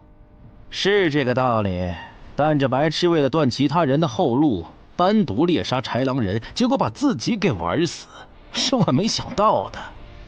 那我们之后怎么办？鱼人的孵化池大概率在水中，我们的职业和奇物都不适合在水下作战。完不成脱离任务的话，我们会被困在这个地下城的。这个地下城的最大挑战者数是15，除了我们和这个白痴以外，还有12个名额。只有其中有擅长水下作战或者能帮助我们完成脱离任务的，我们就能脱离。所以，回出口。我都说多少遍了，我的同伴是海兽祭司啊！这个职业的水下作战能力很强，以他的实力，不可能连逃回来都做不到。这个地下城绝对不正常。关键是现在要离开这个地下城，只能靠常驻脱离任务，这下麻烦了呀。回出口吧，排除掉那个搞崩了轮换任务的王八蛋，这个地下城还能再进7个人，说不定其他人里面就有能帮助我们完成脱离任务的。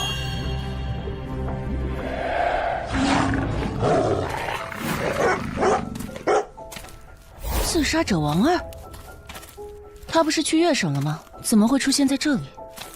你们得手了？没，目标可能根本就没进来，咱们被耍了。可以啊，海哥，我还是第一次听说有6级冒险者的悬赏金能和史诗级器物挂钩的。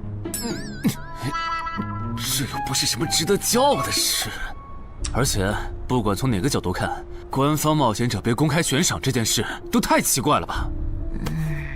你这么一说，倒确实是。虽然冒险者适用的法律和普通人不太一样，但官方冒险者被公开悬赏这种事，我也是第一次见。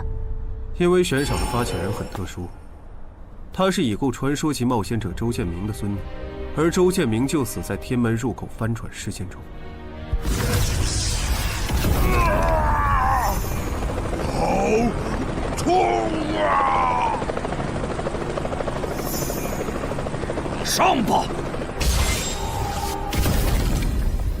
所以，战死在天门的周建明的后人才会继承遗物，拥有诸多特权。对，又因为周建明的孙子死在了坟场，而你又救出了2个本不可能活着的一般市民，堵死了他弟弟的生路，所以周建明的孙女才会迁怒于你，想要你死的。照你这说法，我们的矛盾岂不是化解不开了？那倒不至于，老大已经约了米省负责人，也就是周建明的旧友还有发布者，一起谈这件事情了。快的话，下午就能谈出个结果了。我们没来晚吧？没，刚刚好。嘿嘿，那就好。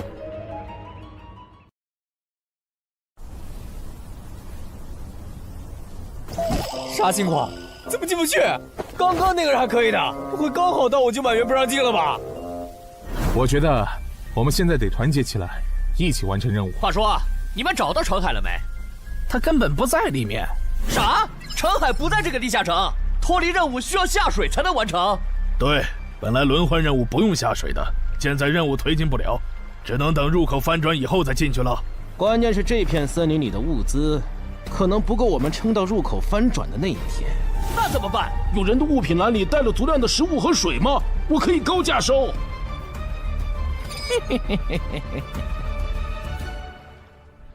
本来也没抱多少希望，不过没想到连刺杀者王二那样的高手都被困在这个地下城里。这样看，少了这些竞争对手，等我完成脱离任务出去以后，说不定真的可以燃制周建明的史诗级遗物了。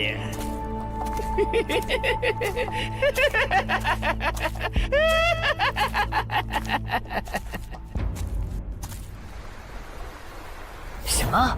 有远方的鱼人部落派使者来拜访我们？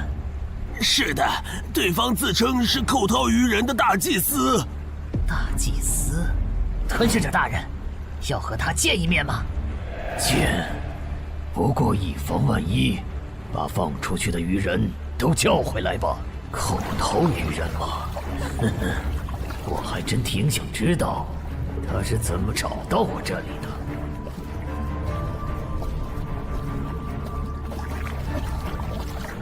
领军大人答应见你了，跟我来吧。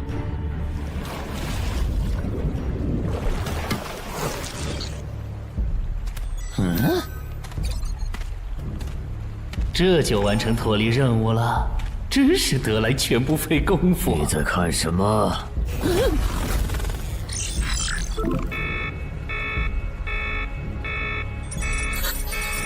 英雄级单位，7级地下城怎么会有英雄级单位？你在发什么呆？吞噬者大人问你话呢。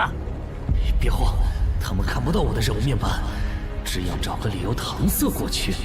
理由，有了。本祭司拜访过很多鱼人部落，但像你们这样能把孵化池放在地表生物完全无法到达的部落，我还是第一次见，一时有些惊讶。这样啊，那不怪你，毕竟不是哪一只鱼人都能找到这样的风水宝地。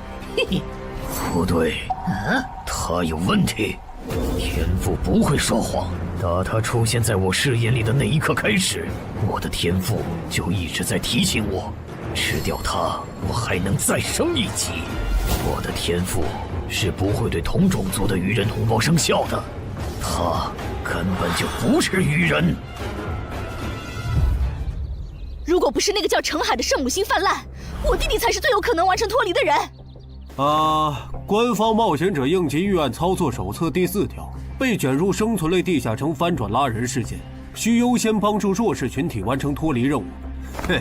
程海的操作完全合规，不是他的问题。但他那个时候还不是官方冒险者。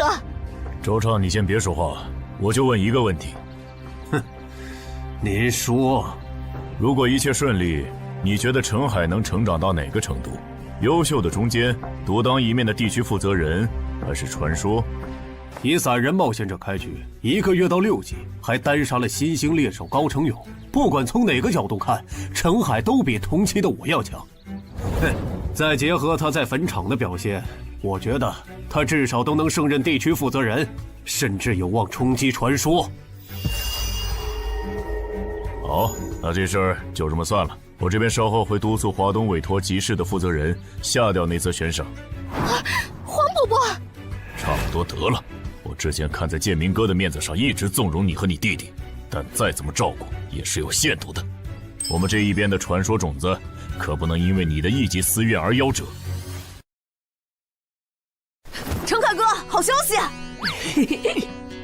你的悬赏被撤掉了。好呀！哎，澄海的悬赏没了，这才24小时不到吧？谁这么效率？看来只是悬赏被撤回，不是有人有事。他刚微信回我了。所以是郑仁君出面死保了吗？没想到他这么看好这个新人。黄伯伯，那则悬赏是您点头了以后我才发的，为什么那个郑仁君说几句您就改口了？他郑仁君的面子有那么大吗？如果只有东山方面的施压，我其实还能帮你扛几天。但现在是除了协会内部，还有别的方向的压力也给到了我这里。那个叫澄海的人脉比你想的要广。别打了，我知道的我都说了，给我个痛快吧。大人，已经审完了。哦，森林里有12名冒险者，实力和豺狼首领差不多。他们不擅长水下作战，不用担心会打过来。现在被困在森林里，无法撤离。森林里食物少，撑不到50天，有点意思。这位就是东山市的入口管理者邓仁君，你的事就是他出面说和的。谢谢郑哥。客气。虽然华东委托集市已经撤掉了针对你的悬赏，但保险起见，未来2个月你还是别出这栋楼了。外面指不定会有高等级通缉犯冒险来杀你，然后找悬赏发布者领赏。有道理，那我不出去了。等一下，那悬赏澄海哥的人呢？这种坏规矩的事儿，他难道就没有处罚吗？发布者毕竟是周建明的孙女，官方不太好处罚的。不过对她丈夫伤礼的处罚，过段时间会下来。她应该当不了云霄市的入口管理者了。周建明遗物的保管权现在归民省负责人黄雪了。虽说所有者还是周畅，但以后交易赠与都得在黄选监督下进行，这样他就没法再给你使坏了。对了，我家有一个7级的地下城入口，距离反转还有50天。既然未来2个月我都要住在这里，那我用不上了，我选择上交。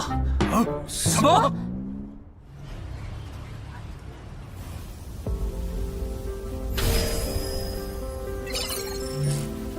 确实是6级到10级地下城，而且挑战人数已达上限，现在进不去了。哼，有意思。让后勤部过来安装几个微型摄像头，之后如果有人从这个地下城脱离，你就通知我。那澄海呢？按规章制度来。你隐瞒了地下城入口，违反官方冒险者的规定。不过念在你中途才进协会，又没培训过，就从轻发落。等你到9级时，多接一次协会例行任务就行。对于这个处罚标准，你能接受吗？能。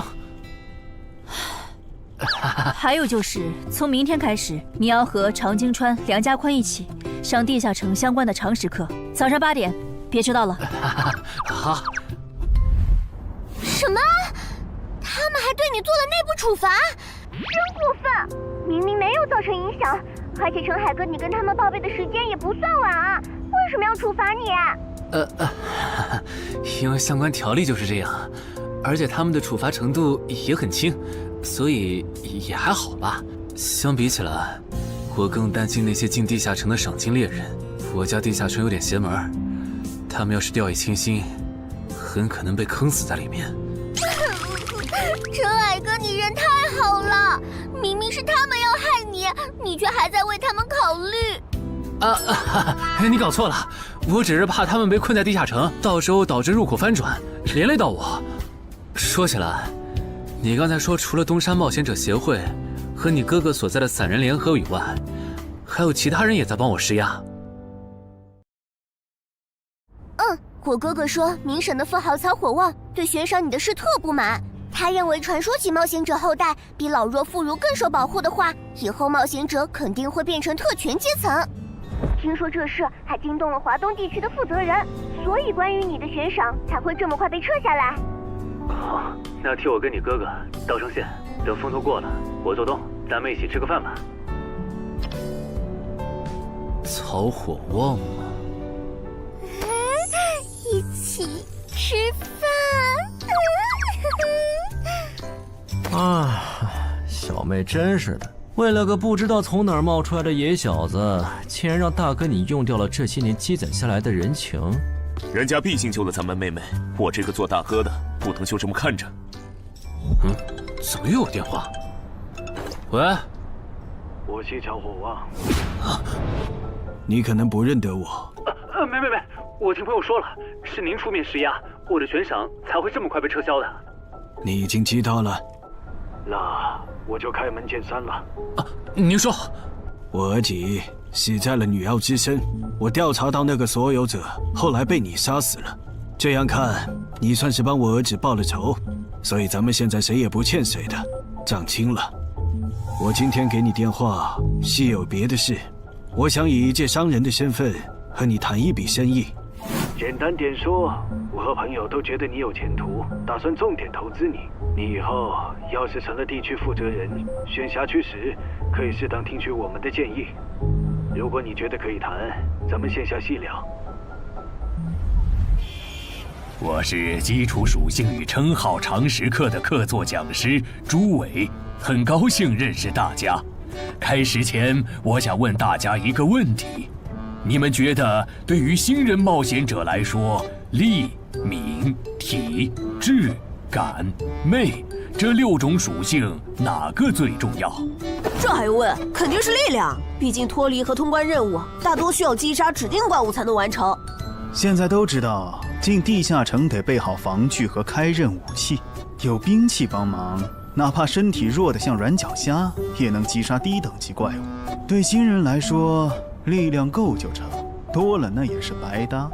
反倒是敏捷更能提高冒险者的生存率。这位学员说对了，在协会统计的数据中，刨除掉称号、职业和装备，对低等级冒险者的存活率和内战胜率影响最大的属性就是敏捷。敏捷影响冒险者在地下城内的存活率，这点好理解。但冒险者之间的内战，为什么也是敏捷占主导？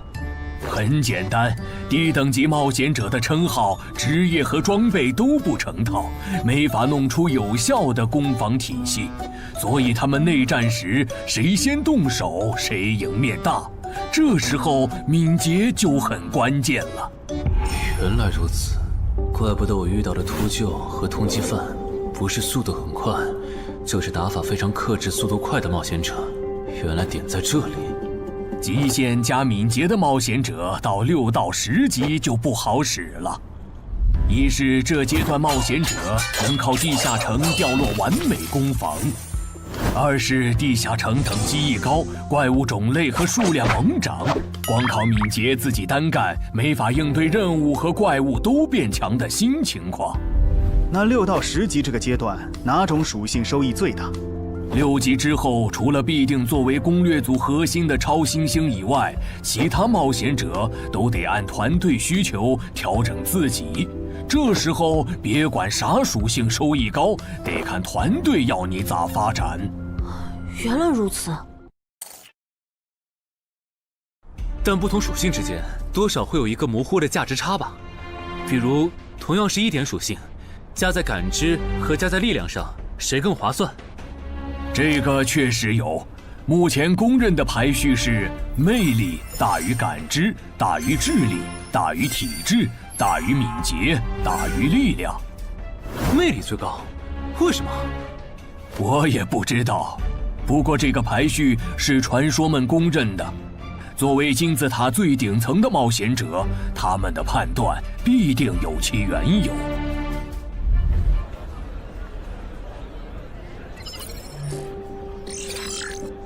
这英勇骑士转职成功，加1点魅力，还是隐藏职业。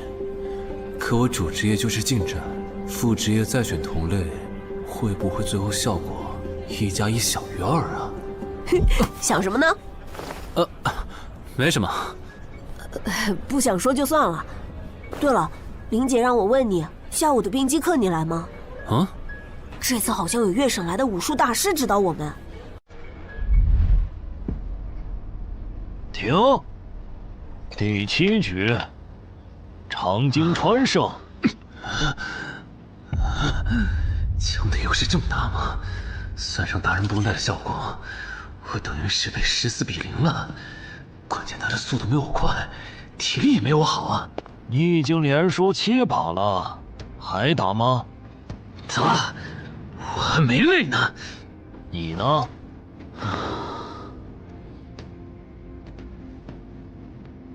打。好，休息3分钟，然后继续。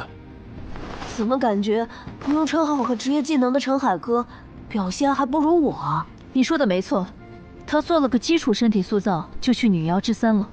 靠着地下城和坟场暴走事件，成了华东新星。要是光论基本功，他确实比不上你。啊，这样吗？哼，不过作为冰姬的门外汉，他的表现已经足够出色了。他现在已经能一步步跟上长京川的节奏了。我估计5局之后，他应该就会开始赢了。停，第8局，长京川胜。开什么玩笑？这才10局不到，他就变得比梁家坤强了。他的智力到底有多高？感觉不是打法的问题，如果我的爆发力再强一点，刚才那一局说不定能赢。陈海，啊，下一局你用称号和职业技能吧。你确定？哼，确定。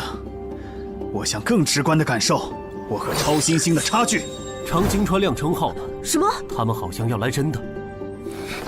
行吧，老爷爷，您往旁边站一点，我怕待会儿打起来会碰到您。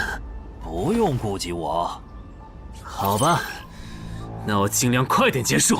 置死地而后生，看起来好像是增加爆发力的称号。我准备好了，你先攻吗？不用。好，来吧，让我领教一下超新星的含金量。那你不要眨眼哦，现在的我可比之前快多了。好快！我出手更快！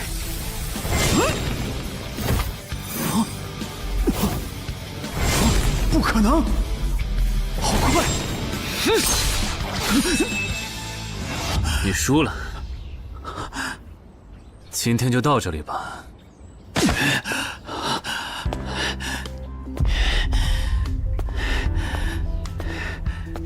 喂，我完事了，换班换班。我和他的差距原来这么大吗？其实你枪练得不错，出手的那一下，就算是我年轻那会儿，也不见得能躲掉。别灰心，你只是运气不好，遇到了能阅读你下一步动向的特例。阅读下一步？展开来说就是，人在出招时破绽最大，能抓住这个瞬间的人，轻松就能无招胜有招。使用者必须要在对手出招前阅读到对方的下一步动作。有这份眼力的武术家呀，还在世的不超过5个人，所以你输得不远。陈海哥，你刚才那招叫啥？好酷啊！没想到一个没练过武的门外汉，竟然也能掌握这一招。他真的只是个普通的冒险者吗？陈海哥，你也太牛了吧！你是没看到败给你以后，长京川的臭屁男的脸色有多……臭屁男？长京川，我可以坐在这里吗？当然可以。其实，我原本是把你当做我的竞争对手的，但现在看来是我没眼力见了。以你的实力和潜力，东山这种小地方根本就留不下你。这不明摆着吗？坟场那种全球公认的 bug 级地下城都被陈海哥打通了，他肯定不会自降身份来跟咱抢下任东山市入口管理者的位子呀。说不定到那个时候，他已经是一手负责人了。喂，等一下，你说他以后能成为传说级冒险者，我不反对，但一手负责人，这人真吵啊！啊？你问我副职业怎么选？哎，对，我这不是6级了吗？之前探索地下城的时候，发现冒险者面板升级了，除了在用的职业以外，我还可以再激活一个副职业。但我不知道副职业该怎么选，所以来问问你。哦，这个在主副职业常识课上会讲。不过你既然问了，那我就简单说下。一般来说，冒险者主职业分常见和隐藏两种，常见职业很多，进阶方法也大都搞清楚了。你的主职业要是常见的，去内网一搜，就知道和哪个副职业最配了。那如果主职业是隐藏职业呢？果然，你是隐藏职业。隐藏职业因其获取难度，目前协会只掌握了个别职业的最优路径，其余的就只能凭感觉来了。啊？凭感觉？那如果选错了，后续不就完蛋了？谁也打不过了呀？不一定。毕竟常规职业冒险者，就算是成为传说，实力也只能排到中等偏下这样。如果你真是隐藏职业，只要没选和主职业互拖后腿的副职业，那上限就不会低。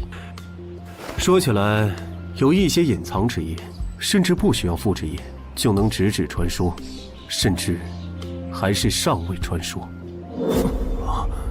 这样吗？不过这种，就算在隐藏职业里也是非常稀有的，就像8美元的骑士。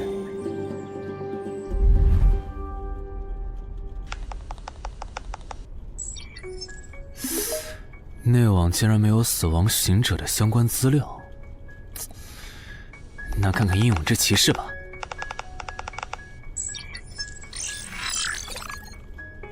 没想到我手通坟场得到的转职道具，竟然在全球冒险者圈子里被无数人追逐。看他们的评论，这个转职徽章除了挑战难度高的离谱以外，没有别的缺点，而且挑战次数也没有限制。那么只要转职成功，就必然能成为上位传说。嘿嘿嘿。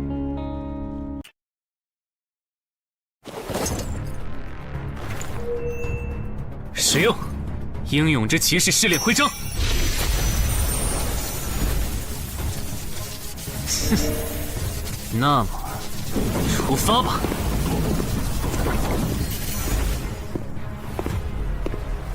啊？不是吧？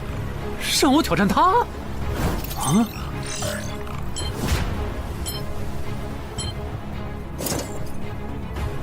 直接开始了这个任务描述啥意思呀？是要撑过10分钟吗？还是用10分钟得到他的承认？啊！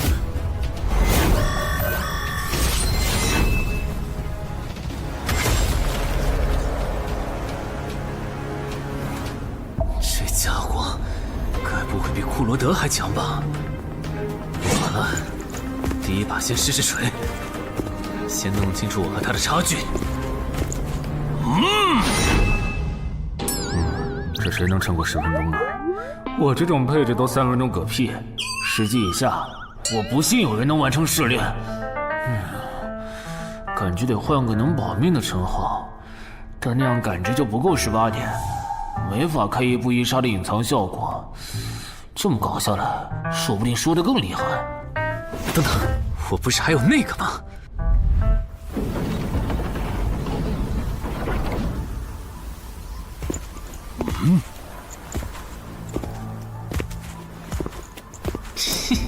好耶！这个傻大个的弱点是感知，他看不到穿了隐身衣的我。啊？那是什么？丢！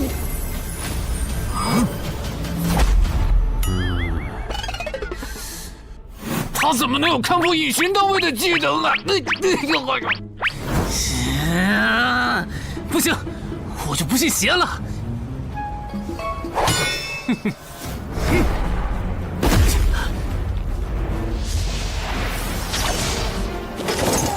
混蛋！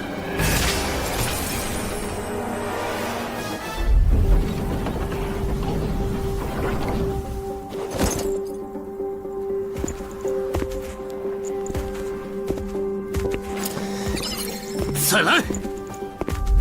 啊，那些冒险者还在我家？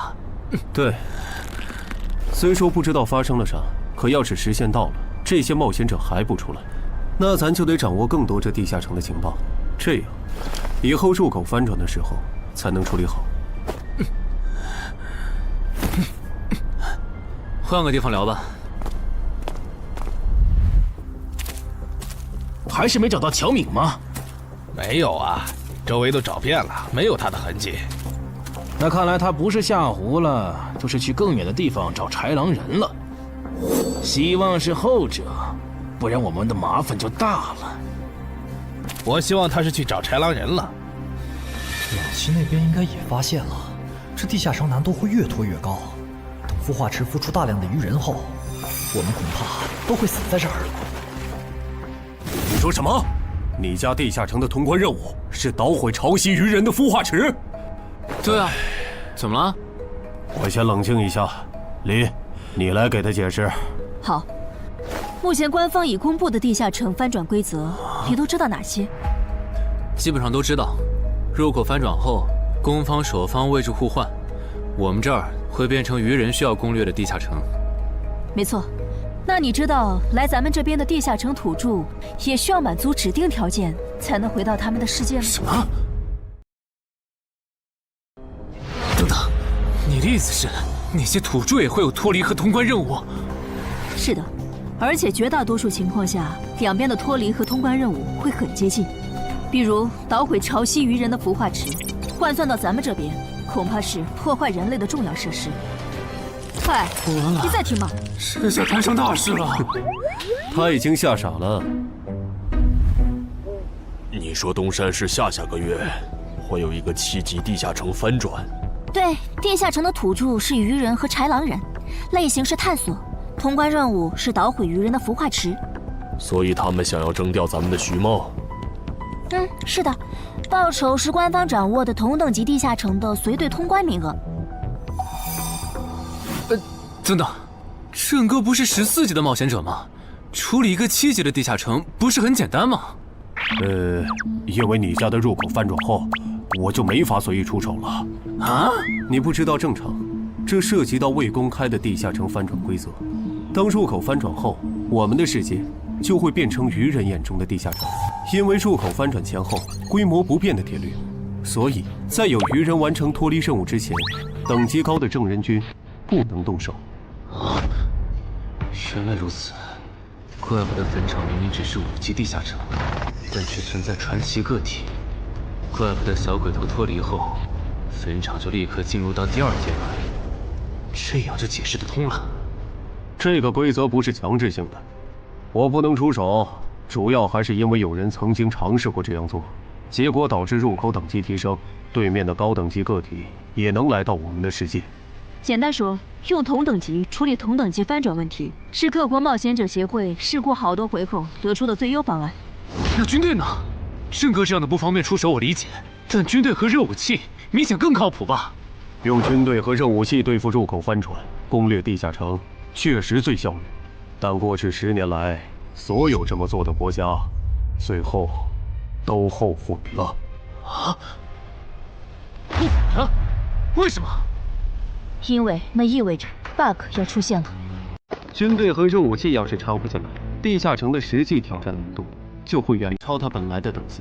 如果军方很快镇压了翻转的地下城，那后面入口的挑战难度会接着涨，一直涨到跟这片区域守方的战斗力正好对上为止。再说了，从11级地下城开始，枪就不咋管用了。再往上，16到20级的地下城，里面有些怪物甚至得用核弹才能干掉。总结一下，军队插手，问题只是被推迟了，并没有真的解决。等到问题彻底爆发的那一刻，我们得直面那些能跟最厉害热武器硬刚的怪物。现在你明白了吧？不是我们不能用军队来解决地下城翻转问题，而是那代价对于人口众多的我国来说，有些过于沉重了。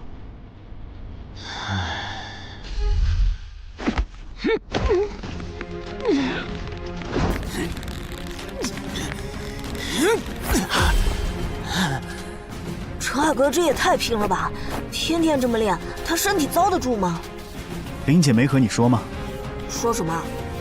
陈海家的地下城，下个月要翻转了。什么？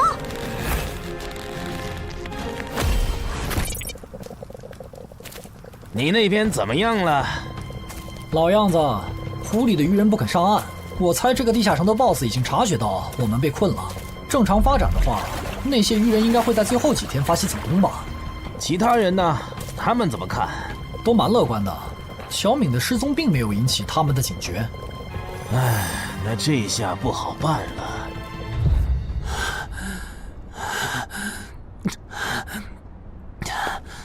给。啊？今天周4，你不用上学吗？上啊！谁让有些人闯祸，把地下城入口给搞翻转了呢？想上都上不了。应东山市入口管理人的要求，原定课程现在换成入口翻转规则普及课。因为本节课还有大量未准许披露给民间的内容，所以开讲前需要大家签署这份保密契约书。谁先来？我。我签完了，下一个谁来？给我吧。然后给我。那我收尾。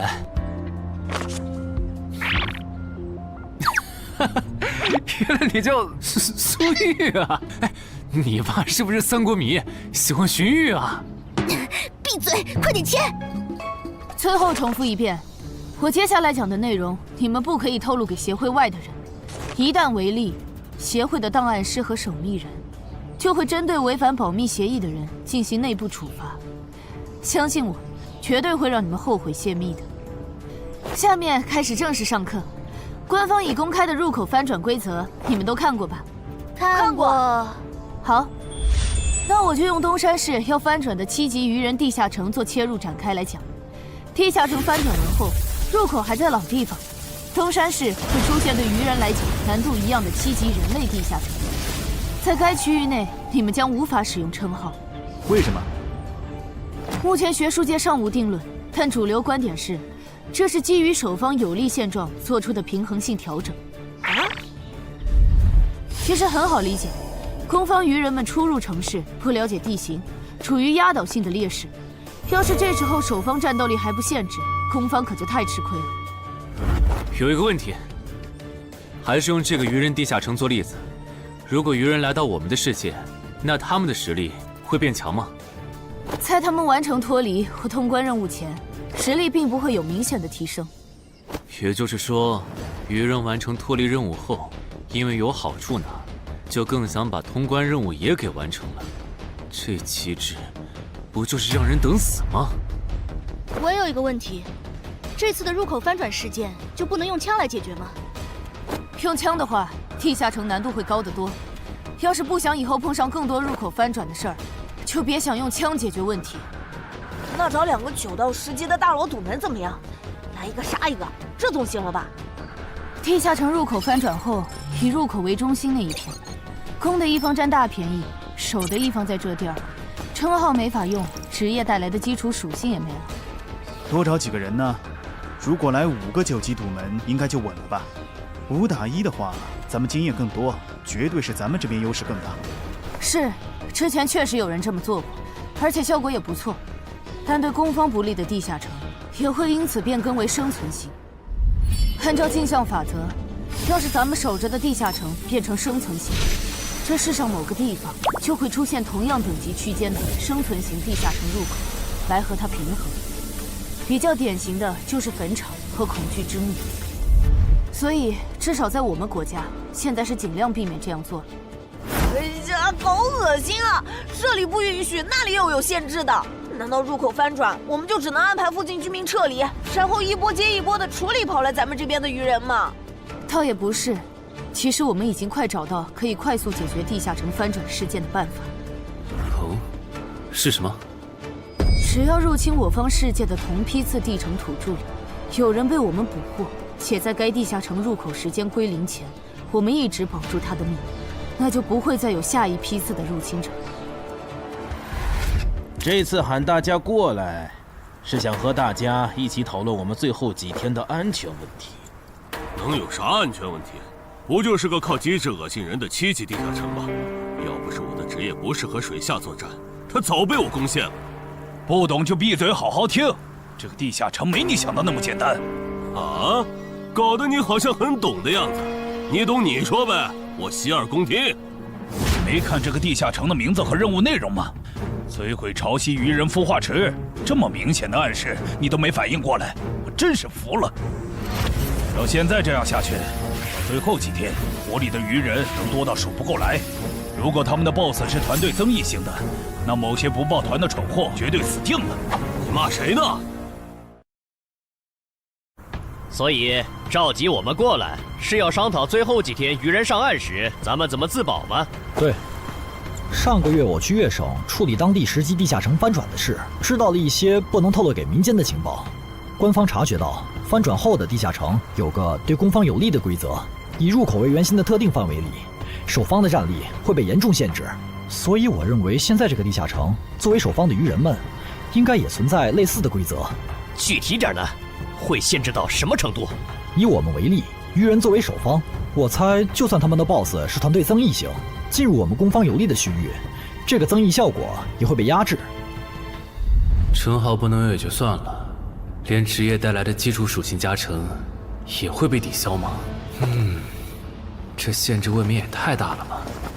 我原本还想着，如果称号不能用，就选一个感知+2的副职业，凑出一步一杀第2个效果，未来式的最低要求。但现在肯定没戏了，算了，到入口翻转前，我先用英勇之骑士来适应没有未来式的战斗吧，看看实力会折损多少。早啊，骑士。啊？不是吧？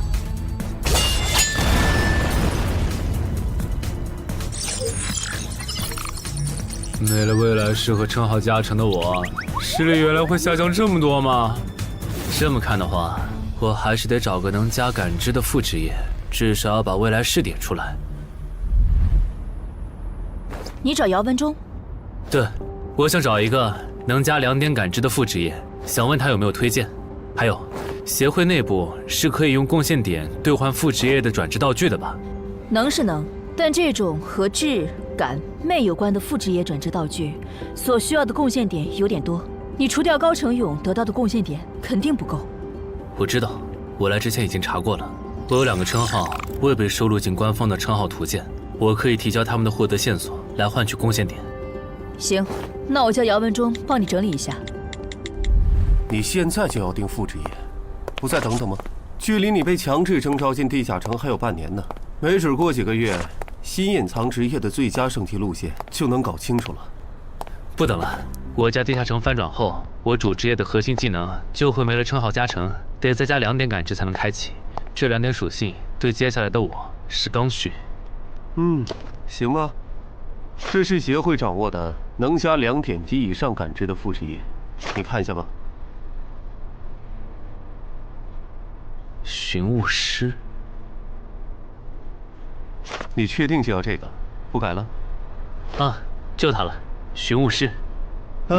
行吧，那我现在就去联系福州的冒险者协会，让他们派评估师来东山看一下你手里的称号值多少贡献。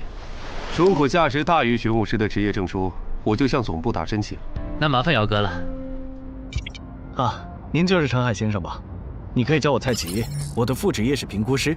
接下来由我为您评估至死地而后生和与传奇过招这2个称号的价值。好的。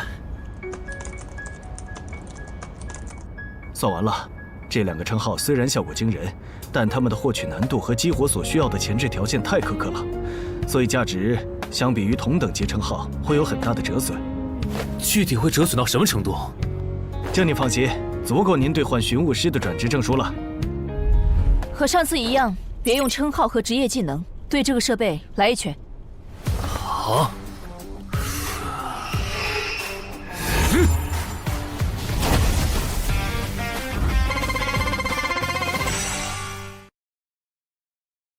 陈海哥的基础力量怎么只有13？我还以为他至少有14的。你别看他现在只有13，等他家鱼人地下城翻转的时候，他保底能练到14，也有可能是15。啊，虽然陈海哥很拼，但13到14这个阶段，就连姚哥都用了2个月。陈海哥再快也不至于到15吧？不信算了。说实话，我挺眼馋你这个达人绷带的。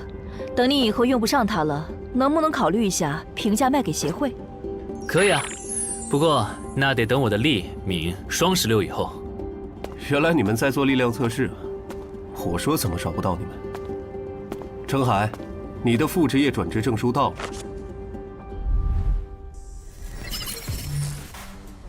这还用问？当然是选是啊。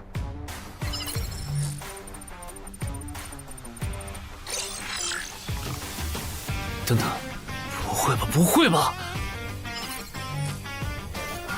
蒙对了，死亡行者的最佳搭配竟然是寻物师。我原以为死亡行者的效果1和效果2已经够超模了，没想到它的效果3更加离谱。考虑到大多数人靠锻炼得到的力敏的极限数值是16至17，如果到达极限以后再去挑战这8项试炼的话，发了，这下发了！明天不，我现在就去健身房撸铁，以后只要练不死就往死里练。至于英勇骑士那边就暂时不去了，反正我现在也完不成那个转职任务。有没有搞错？他东山市的地下城翻转事件，为什么要拉我这个云霄市入口管理者去帮忙？因为你老婆在我这边的人情已经用光了，还有，你下个月就不是云霄市的入口管理者了。身为官方冒险者，被附近的协会征召，不是很平常的事吗？而且，别告诉我你不知道，东山市的愚人地下城是因为谁才闹到要翻转这一步的？11121、11122、11123。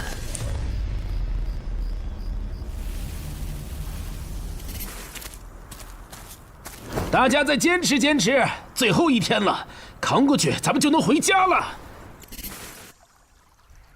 曼哈努斯大人，巢穴现在有守卫24只，精英鱼人69只，哨兵队长和士兵共800。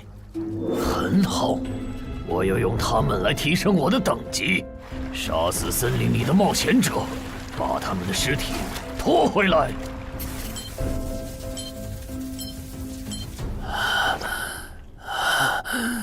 冒险者面板。你这人真怪，明明再过几个小时地下城就翻转了，你不养精蓄锐，却在这里做力量训练，临阵磨枪也没你这么磨的吧？其实这2个月，我一直都是这么练的。啊？倒是你，大晚上的不睡觉找我干什么？如果我说我的称号在催促我尽快离开这个城市，你信吗？什么？我有一个想法，如果那些鱼人真的会在最后几个小时上岸，我们要不要试着做掉他们的 BOSS？ 只要 BOSS 死了，剩下的鱼人就算数量再多，也不过是一群小喽啰。不是，你有毛病吧？明明已经说好了，大家守在出口，等任务时限到了就一起回去，你加什么戏啊？而且任务没完成，你杀 BOSS 也没奖励啊！不是我非要杀 BOSS， 是我问过王二了，我们没完成脱离任务，想搭地下城翻转的顺风车回家，是会占用翻转后地下城的挑战名额的。确实如此。那么基于镜像原则，翻转后地下城的挑战人数上也会是15。如果最后几个小时鱼人 BOSS 带着手下和咱们争夺这15个翻转名额的话，只要有4个鱼人比我们先冲出去，那我们之中就有人要永远留在这儿。等等，话不能这么说吧？万一那些鱼人最后没来呢？万一咱们守住了也成功撤离了呢？不，他们一定会来。我的副职业是塔罗牌占卜师，我刚刚给自己算了下，接下来的几个小时，我的运势是凶多吉少。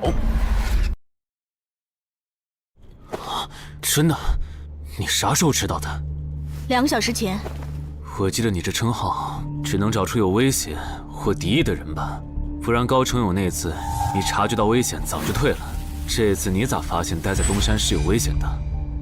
就因为那次我发现称号有预警盲区，所以才加入协会，想用称号线索换贡献点，在内网找点能补称号短板的奇物，要不然这次又要被你连累。等一下，什么叫又被我连累啊？果然，你和林姐一样，根本就没意识到你家地下城翻转后到底有多危险。啊！你再想一想，处于战场外的我，竟然触发了危险预警，这到底意味着什么？说明风险区的防线拦不住鱼人，他们的活动范围会扩张到整个东山市。对，然后我就倒霉了，因为协会肯定会强制拉我和常金川去阻拦那些鱼人。这就是为啥我的称号一直催我赶紧离开东山市。这些推测，你和姚哥、玲姐他们说过吗？说过，但他们认为那15个冒险者回不来，最后能从你家走出来的鱼人也不会超过15只。鱼人单体作战能力不强，就算突破防线，有10级的陈华宫和乌龙，也能快速抓捕他们。你信他们还是信我？信他们的话，我就拉着我爸妈去隔壁云霄市躲几天了。我是想信你，但光凭咱们俩又能做什么？毕竟在你预见的未来，连10级的冒险者都失手了。不，我们能做很多。有我预警，再加上你的隐身衣，咱们先去收拾那些弱小又落单的鱼人，把鱼人对咱们世界的破坏降到最低。结果咱们3抽到的不是塔，就是死神，都不是什么好兆头啊！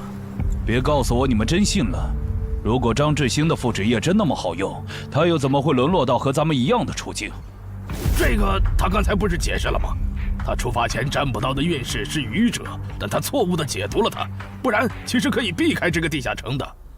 而且你看，咱们之中最强的王二和郎奇夫妇，他们的占卜结果都对应着象征顺利和成功的女皇世界。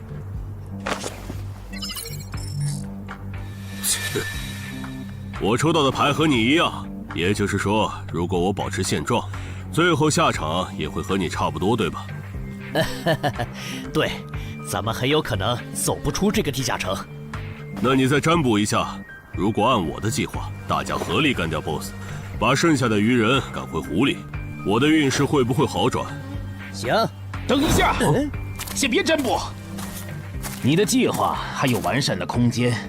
这地下城里的鱼人现在估计已经繁殖到好几百甚至上千了。如果他们的 BOSS 是团队增益型的，那我们和他们贸然开战，绝对会死很多人。所以你的意思是，咱们干脆什么也不做，就在这儿等他们打过来喽？也对，反正你们俩抽到的都是安全牌。哦，你理解错了，我的意思是，普通 BOSS 按你说的来，团队增益型 BOSS 就得先引走大部分鱼人，再集中精锐力量斩掉 BOSS。前期侦查、辨别 BOSS 和发射信号弹也得有人做。侦查部分最好由我来负责，我有潜行技能。没问题，这样就可以提前确认 BOSS 的类型，然后按照事先准备的预案来执行了。感觉朗奇的方案要更可靠些，我按他说的占卜吧。可以。这么做确实能低风险地解决掉一部分落单鱼人，但如果可以的话，我还是不想让失控之事发生。我打算再劝一下姚哥，但这需要你配合。你能和我一起去我家，用称号确认一下入口对面危险鱼人的数量和质量吗？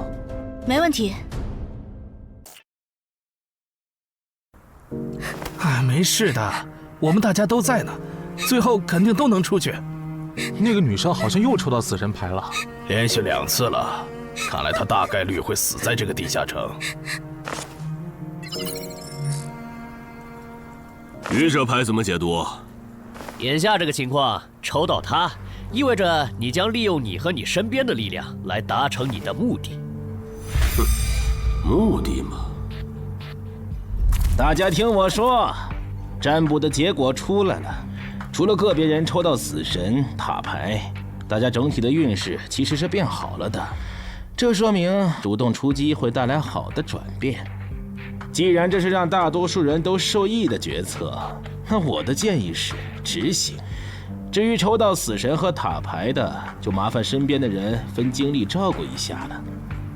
王二，了解，我现在就出发。要是这 BOSS 是团队增益型，咱就得派一半人去当诱饵，让其他人找机会干掉 BOSS。有人自愿去诱饵组不？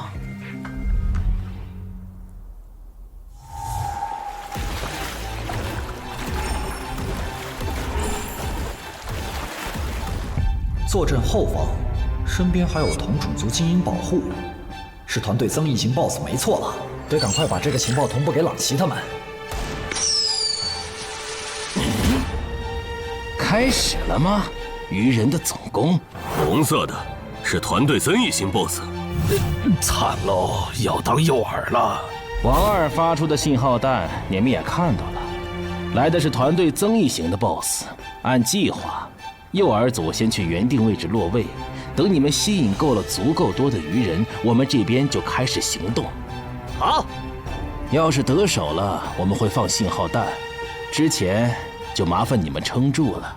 好，最后预祝各位克敌制胜，平安归来。就是这里吧？对，那我放信号弹了啊。那个，能不能和你们商量个事儿？我的主职业是魔射手，正面作战能力比较差，我可不可以去附近的树上蹲着？什么情况？你远程职业为什么要来诱饵组？我也不想啊，我和另一个家伙职业重了。朗奇说他那儿只要一个好的，所以抽到坏牌的我就过来了。行吧，那你过去吧。谢谢啊。这玩意儿怎么用的来着？笨死了，给我。其实张志新说谎了，他不是真正的塔罗牌占卜师，而是能模仿其他副职业的模仿师。当他不模仿占卜师，去模仿别的副职业时，当下所做的占卜就没有效果了。张志新靠老千能力，让占卜的人抽到塔、死神这类危险牌，哄着冒险者听东丸仔和朗杰的话去办事。之所以出老千，是因为张志新自己抽到了死神牌。为了改念，在东丸仔提出干掉 BOSS、把愚人赶回湖的计划时，他就赶紧站出来帮忙拱火。而这显然很成功。现在有11个冒险者帮他牵制愚人，张志新可以从容地回到入口，等待地下城翻转。说起来，东丸仔有那实力，愚人杀过来他也能保住自己，为啥要提那么激进的计划？朗奇和王二也在暗地配合他们，这对他俩又没好处。哎，算了，不管他们干啥，都跟我没关系了。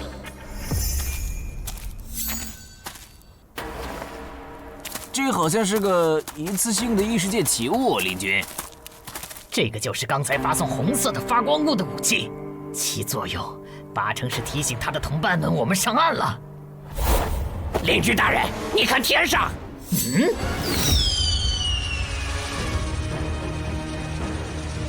原来如此，这就是你们下的战书吗？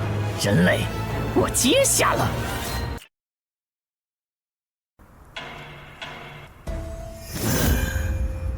过去这么久了，怎么还没有冒险者的尸体被带回来？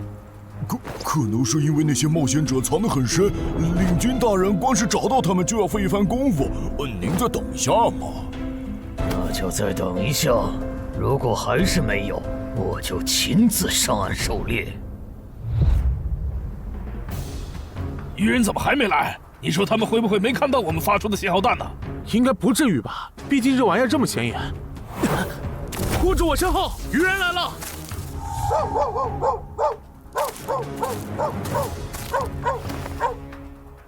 ！BOSS 呢？沿着这个方向走5分钟就能看到他。不过我不建议你们去讨伐他，现在他身边的愚人还是太多了，就咱们这点人手，正面作战根本没办法速推。这儿哨兵和巡逻队太密了，我就算开潜行都很难靠近 BOSS。你们没潜行技能就更不行了，要是直接硬冲，肯定会打上持久战。拖太久的话，去对付诱饵队的愚人，很可能会回来支援。那再分兵呢？你们去吸引愚人的注意力，创造一个能让我和 BOSS 1对1的环境。5分钟，只要你们能拖住5分钟，我就能宰了那头团队增益型 BOSS。5分钟吗？你们怎么看？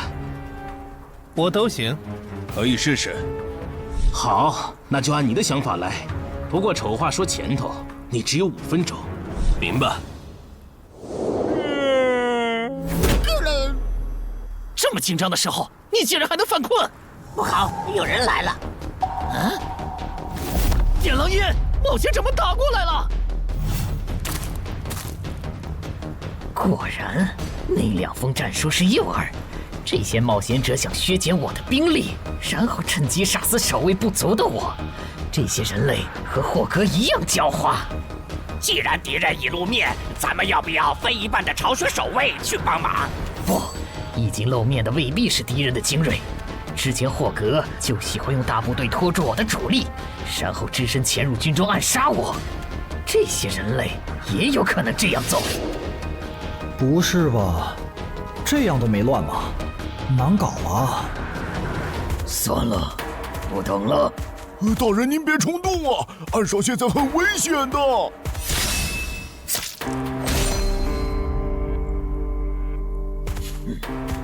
危险？难道你认为我不如那些冒险者吗？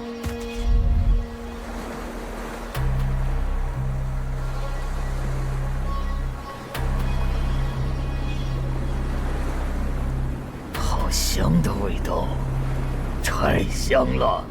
我的，都是我的，这些美味都是我的。不知道东莞仔那边咋样啊？不过和我同组的那2个傻帽肯定是死定了。等朗奇、王二他们回来，我就说我们遇到的鱼人实在太多了，队友死后独木难支，只能回撤。嘿，这样应该可以应付过去。死神牌又如何？还不是被我找到机会改命了。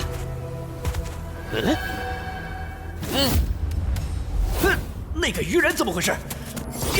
绝不能放他活着离开，至少在地下城翻转前，不能让鱼人知道入口位置。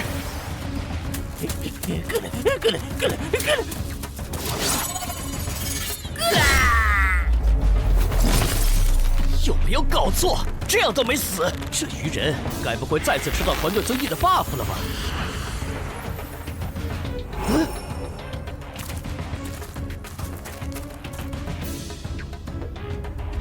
靠北呀！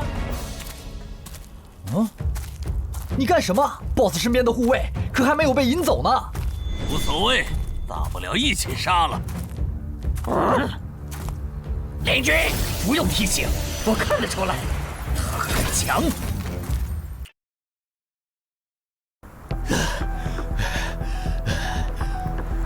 靠北，被摆了一道。这些鱼人跟谁学的诱饵和埋伏？我差点被他们给阴死了。等等，不会吧，BOSS！虽然先吃你有点浪费，但没办法，谁让你落单了？而我又需要快速提升等级呢。这个地下城的 BOSS 怎么会出现在我这儿？东莞仔和朗奇他们到底在干什么呀？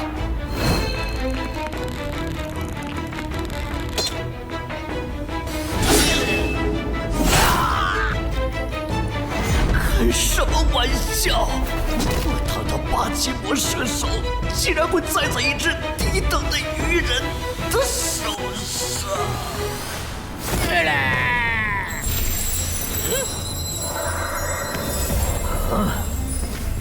竟然还可以这样！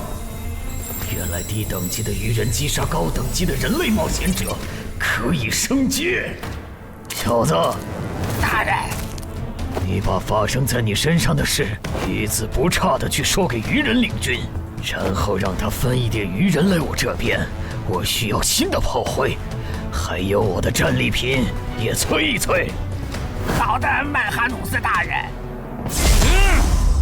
有没有搞错？这是个7级地下城，为什么会冒出这么多怪物？别藏了，王二，来帮我！这只 BOSS 身边的护卫太多，我攻不进去。邻居，看那个人类冒险者的反应，他好像不是一个人来的。我们要不要别上了他的当？之前霍格刺杀我没成功，就假装还有帮手藏在周围，我只能留些护卫警戒，结果让他跑了。我可不想再碰上这种事。被骗了吧？正如已故的冒险者张志新隐约察觉到的，东湾仔、王二、朗奇确实各有算盘，区别在于东湾仔主职业是狩猎大师，他想要杀掉2个不低于自身2级的不同 BOSS 完成进阶；王二的野心更大，他想要得到传说中的奇物升级券。不是吧？他怎么又变大了？有什么问题吗？你怎么看起来表情怪怪的？啊，没，总感觉心里毛毛的，好像有什么事情要发生了。王二经常和闽粤两省合作，处理过不少地下城翻转事件，所以知道很多不能向民间公开的情报。这里面有2条情报，一是 bug 级地下城能产出奇物升级券，2是精英级地下城只要出了英雄级 BOSS 就会变成 bug 级地下城。可惜后面进来的人都不擅长水下作战，王二也不擅长，只能眼巴巴看着奇物升级券没了。暗杀者王二，我记得你好像也接 BOSS 相关的委托是吧？你有需求？我打算独立狩猎这个地下城的 BOSS， 想请你压个阵。独立狩猎 BOSS， 这个人该不会也知道奇物升级券的产出机制吧？你有水下作战的能力，你刚才没跟我们说实话。不，我是旱鸭子。不过我认为在任务时限结束以前，湖里的鱼人不可能不上岸，我们迟早会和他们开战的。就算击杀了 BOSS， 也不能通关啊！难道说杀 BOSS 这件事对你来说有额外的好处？好处嘛，是有一点。我的主职业需要我独立狩猎海陆空3种类型的 BOSS 各一只才能升阶，鱼人种 BOSS 一般不会很强，我不想错过。我考虑一下。可以，没问题。从他刚才的描述看，他的主职业应该是狩猎大师。如果他没说谎，那他应该可以帮我牵制住这个地下城的 BOSS 和精锐护卫。只要在这个基础上把鱼人都调出来，我应该就可以潜入鱼人的巢穴，杀死那只还未发育完全的英雄级鱼人。你的委托我可以接，但我不喜欢和人签契约，口头约定可以吗？事成之后再根据我出力的多少来计算报酬。没问题。被耍了，张志新、王二，我做鬼也不会放过你们！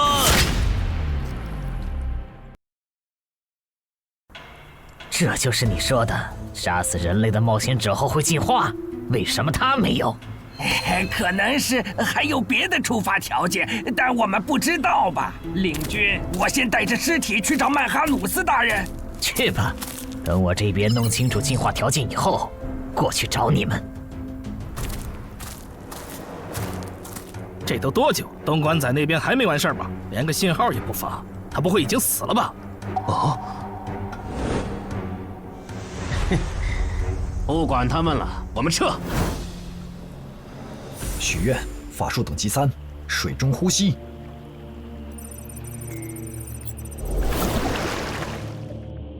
啊！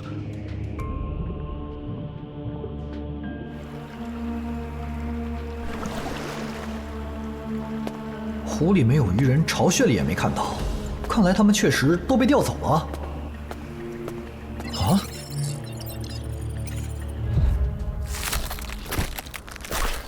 曼哈努斯大人，这是您要的尸体。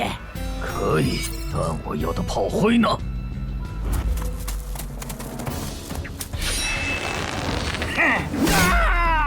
分开跑，能跑一个是一个。哦，原来杀死人类的冒险者可以让我们进化呀！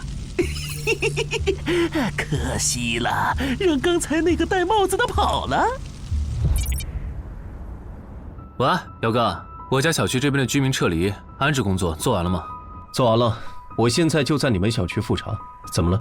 我和苏玉发现，我家的地下城在过去2个小时里，先后冒出来3只威胁程度不下于高成勇的鱼人 BOSS。除此之外，还有一个很特别的危险源，也在快速变强。完蛋，我放不出魔法了！张志兴，你这个王八蛋！你说你的职业适合躲在暗处放冷箭，我们就没让你站在明处。结果鱼人来了，你人没了。太好了，你们还活着！你怎么来了？不是说出结果的时候你们会发信号同步结果吗？那也得安全了才能发呀！面对被鱼人精锐追杀，傻子才会发信号弹吸引追兵。啥？姚哥怎么说？他说他和漳州的10级官方冒险者陈华公已经到楼下了，让咱们现在下去。行吧，我先说好，等下你如果没能说服他们，那这次地下城翻转事件你就要听我的。可以。这就是你出的馊主意！现在 BOSS 没推掉，人死的就剩咱们仨了。你守在出口，大家都有可能回家的。你不能全怪我吧？是东莞仔提出的打 BOSS， 我只是在这个基础上优化了细节。而且我能给的方案，你们当时不都认同吗？他们吵起来了耶！为什么你的关注点总是这么奇怪？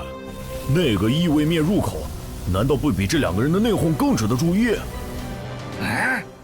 领军大人，有进化过的鱼人带着冒险者的尸体回来了。领军大人，这是曼哈努斯大人要的尸体。你们进化前是哪种鱼人？进化后有什么能力？我进化前是精英鱼人，现在可以释放火焰魔法。我进化前是鱼人队长，现在可以分泌具有不同毒性的毒素。同样是击杀了人类冒险者，为什么最强的巢穴守卫没有进化？等等，最强？你去找一支鱼人哨兵过来。哈什么哈？让你去你就快去。领军大人，他行吗？可以，去，把那个人类冒险者杀了。原来领军大人想要现场观摩进化的过程啊！他在测试进化的门槛，笨蛋。